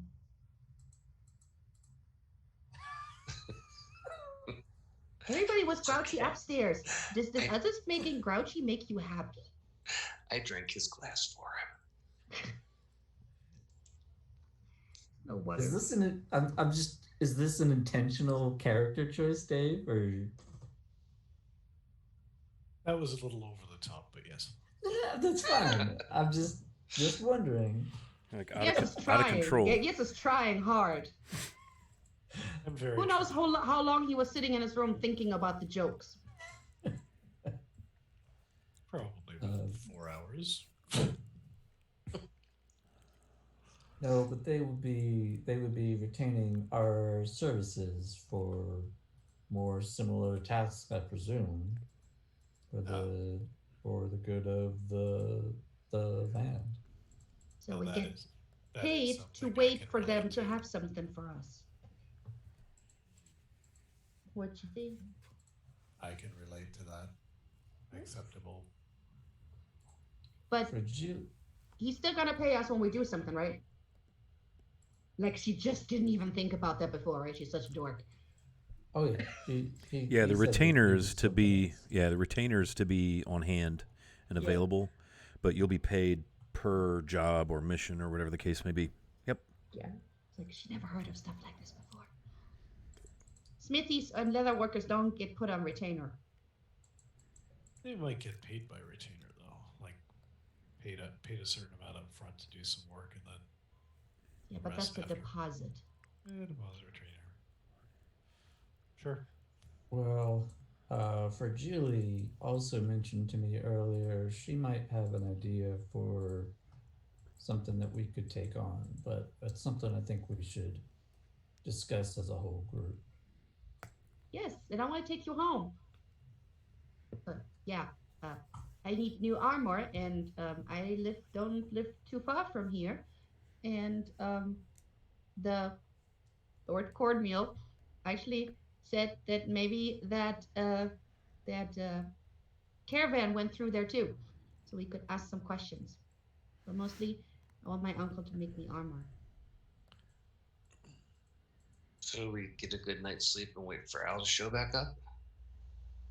Yeah, and then if you guys want to, I mean, I can go by myself too, but that's kind of stupid. Your uncle makes armor. Yes, my daddy is a leather worker, and my uncle is a smith, and that's where I grew up. That's where I learned what to do. That's why I know how to put the shiny in and make everything better.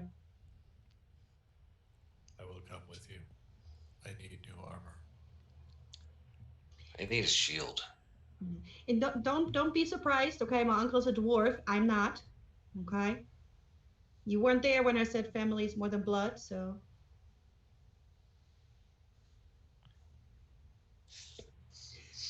Yours goes quiet, trying to figure the concept between Ronvin and a dwarf, and not quite making those two pieces meet. kind of like an adopted uncle. Okay, he's not my real uncle.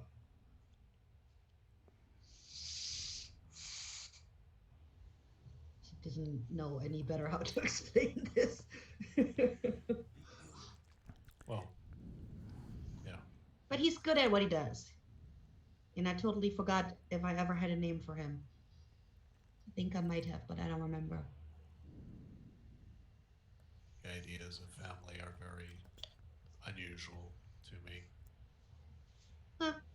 You're part of a family now. We're just weird. That's okay. Who wants to be normal, right? Normal Normal is people boring. don't get put on retainer for 20 gold pieces a month. Plus free board. No room. We gotta pay for board. Normal is boring, right, for Julie? Exactly. Oh, did you hear that, Gears? Your room is free. And since you don't eat, you're good. Acceptable.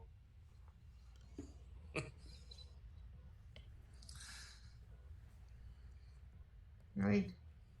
Now that we know he's good, what time of the day is it?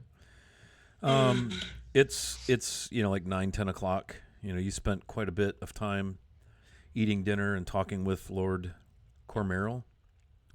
And then you've been in here kind of chatting as a group with Gears for a while now.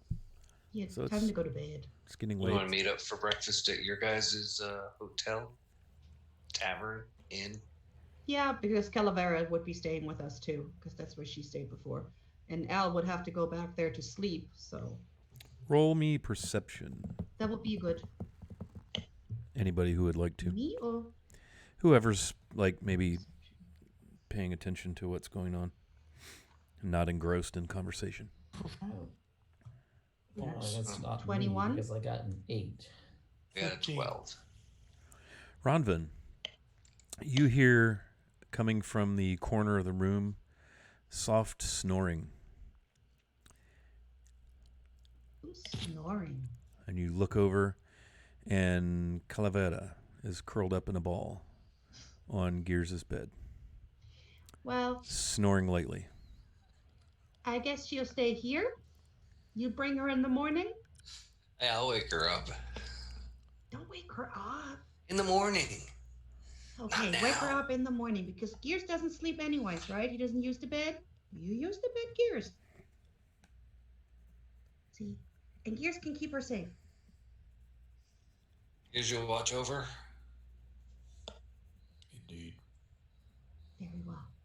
I'm ready to go to bed. That was a lot of cupcakes and a lot of dinner. A lot of vino for some.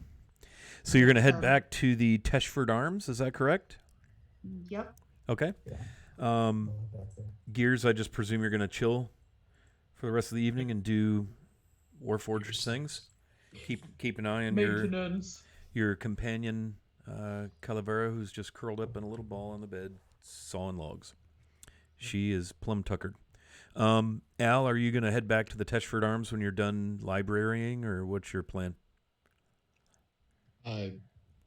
Yeah, just kind of up until the late night, early morning, 2, 3 in the morning, and then eventually just make his way back to his room. Okay. Yeah, you can do that. You don't have any issues with that. You're stopped once by the constabulary, just kind of like, who you are, where you going, and they let you be on your way. Just because there's, you look around and there's just nobody out walking around. So, yeah. So you're back. Go ahead. Sometime after I guess Ronvin goes to her room at the Teshford, I probably go back to Al and I's room for a little while, and then I'm gonna, when it gets fairly late, like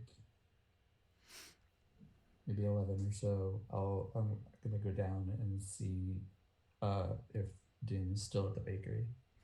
She is not. The window's closed, and she's not anywhere around. As you can well imagine, the baking stuff usually happens in the wee hours, so she's probably resting, and we'll be up quite early to do the next day's baking. Yeah.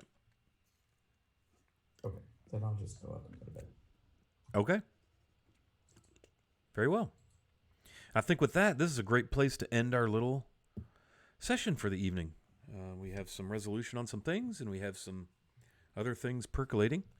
So, wow, great RP tonight. Gears made a joke. Al was polite. I don't know. Who are you people? Who are you people? So, 2 jokes, and they nice. were funny. Two jokes. Yeah. Very nice. So, really like to thank our chatting friends for hanging out. Fellowship of the Tables. Andrew, thank you for the sub, man. Really appreciate that. And Witchbolt, who is in chat, followed us a little bit before the stream started. So thanks for following us and hanging out. If you want to read more about the game in our Discord, I'm going to put our Discord up here. You can also follow me to learn more about the game. So I'll put my Twitter handle up there, pretty obvious, @WileyHobbit. So let's go around the table. Just give yourself a quick outro, tell the group what you're all about and what you're up to. We'll start with Rue. Hey everyone, I'm Andrew, aka Fellowship of the Tables. On Twitter, I'm Fellowship OTT because character limits. I'm active in the Open for Adventure community, but don't do a whole lot of stream stuff. Nice. And if you need a cool community to check out, they have really good stream games on Open for Adventure. That's open, the number 4 and the word adventure. Really cool stuff. They're streaming 4 or 5 days a week now, aren't they, with different games? Yeah, they got a lot of good stuff going on, and a busy Discord server. Really nice community, so check them out. All right, Fajili. Yeah, Buckethead Clunk on most of my social media stuff. I am Fragili. Having a blast playing just this brand new group of people that I've never known, and I'm really having a good time with it. Real world, I DM a game that's based out of Cormier, but this Friday they are leaving for the Rock of Bral. And, well, sorry, Scott doesn't know this yet. And we're going to do a little spell jamming. All right. Very good. Let's go to Al. I am Manny, @GrowedUpGeek on the social media.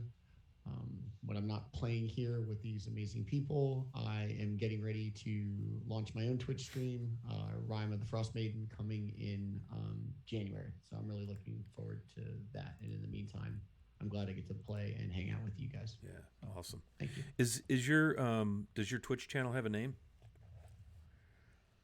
At Growed Up Geek. Okay, Grown Up Geek. Very good. Cool. Ronvin. Yeah. Nice. Brand recognition. Yeah, we'll be looking for that. Cool. I'm Vivacia on Twitch. I used to stream a lot more, but right now, not so much. Maybe if we're going through another lockdown. On the Twitter, you can find me as Miss Vivacia. I am playing with these lovely people every Monday. Every second Tuesday, I am still playing a Call of Cthulhu in the Wild West game, even though we're postponing more than we're playing. At Uncanny Adventures with Jeanette, our DM. Saturdays, I play on Valdrian's channel where we're playing Emberwind, which is very interesting because, crystals keeping us afloat. And then next Saturday, I am playing at 9 p.m. on Stella Luna's channel where we're having a marathon. We're raising money for animals. And we're playing Dungeons and Doggies, and a mixture of Dungeons and Doggies and Cats and Catacombs. So I'm gonna bring back Tink, my grumpy bard, who uses the drum, and basically she doesn't really sing for inspiration. She just yells at you to do better. It's like boom, boom, boom, boom, boom, kill him now. Interesting. Yeah, Sounds like some fun. That's about it. And raising That's money to about help the it animals. so You got to far, love right that. now. Who doesn't love animals? Cool. All right. Last but not least, Gears. Dave. Hey, Dave. Hey, Wilson on the social medias. Usually, this is the only stream I'm on, but usually on Tuesdays I'm playing Dead by Daylight with a bunch of friends. I'm Hey Wilson on Steam. If anyone's looking to play a game or pick one up, we're usually short a person or two for a custom match, so that's always fun. And personally, I play a home game. I won't say every Friday, but maybe a couple times a month if we're lucky and we're not canceling more than we're playing. Not that happens. And I have another non-streamed online game that I play with another DM on Saturdays, and we just finished wrapping up the Ghosts of Saltmarsh. I'm disappointed. There's no ghosts. No ghosts. But it was a fun module. Good. And it's really enjoyable. Spoiler alerts. That's awesome. All right, great. Well, I'm Scott Wiley Hobbit. Thank you so much for hanging out tonight. Means a lot to these folks to be able to play their game and do their thing and have people watch and enjoy. So really appreciate you hanging out. I did post my socials, which includes our YouTube channel. So if anybody wants to watch the VOD, I usually post those within 3 or 4 days after the game runs. So Wednesday nights we play at 7 o'clock. We play Dragon of Icespire Peak, 5e. And then on Sundays at 1 we play Pathfinder First Edition. We get a little crunchy. And we're running a game in Greyhawk. Wu-Tang Piglet is our DM for that, and I get to play. So it's a lot of fun. So look for more cool stuff to come with the channel, especially associated with things from Jasper's Game Day. And we thank everybody for hanging out. We're going to go ahead and raid my friend Carlos over at Castle Entertainment. He is a classic Greyhawk dude. He runs only 1E, pretty hardcore. So give him a shout when you get in there and let him know where you're from and that you're raiding. And we will see you Wednesday night or Sunday or next Monday.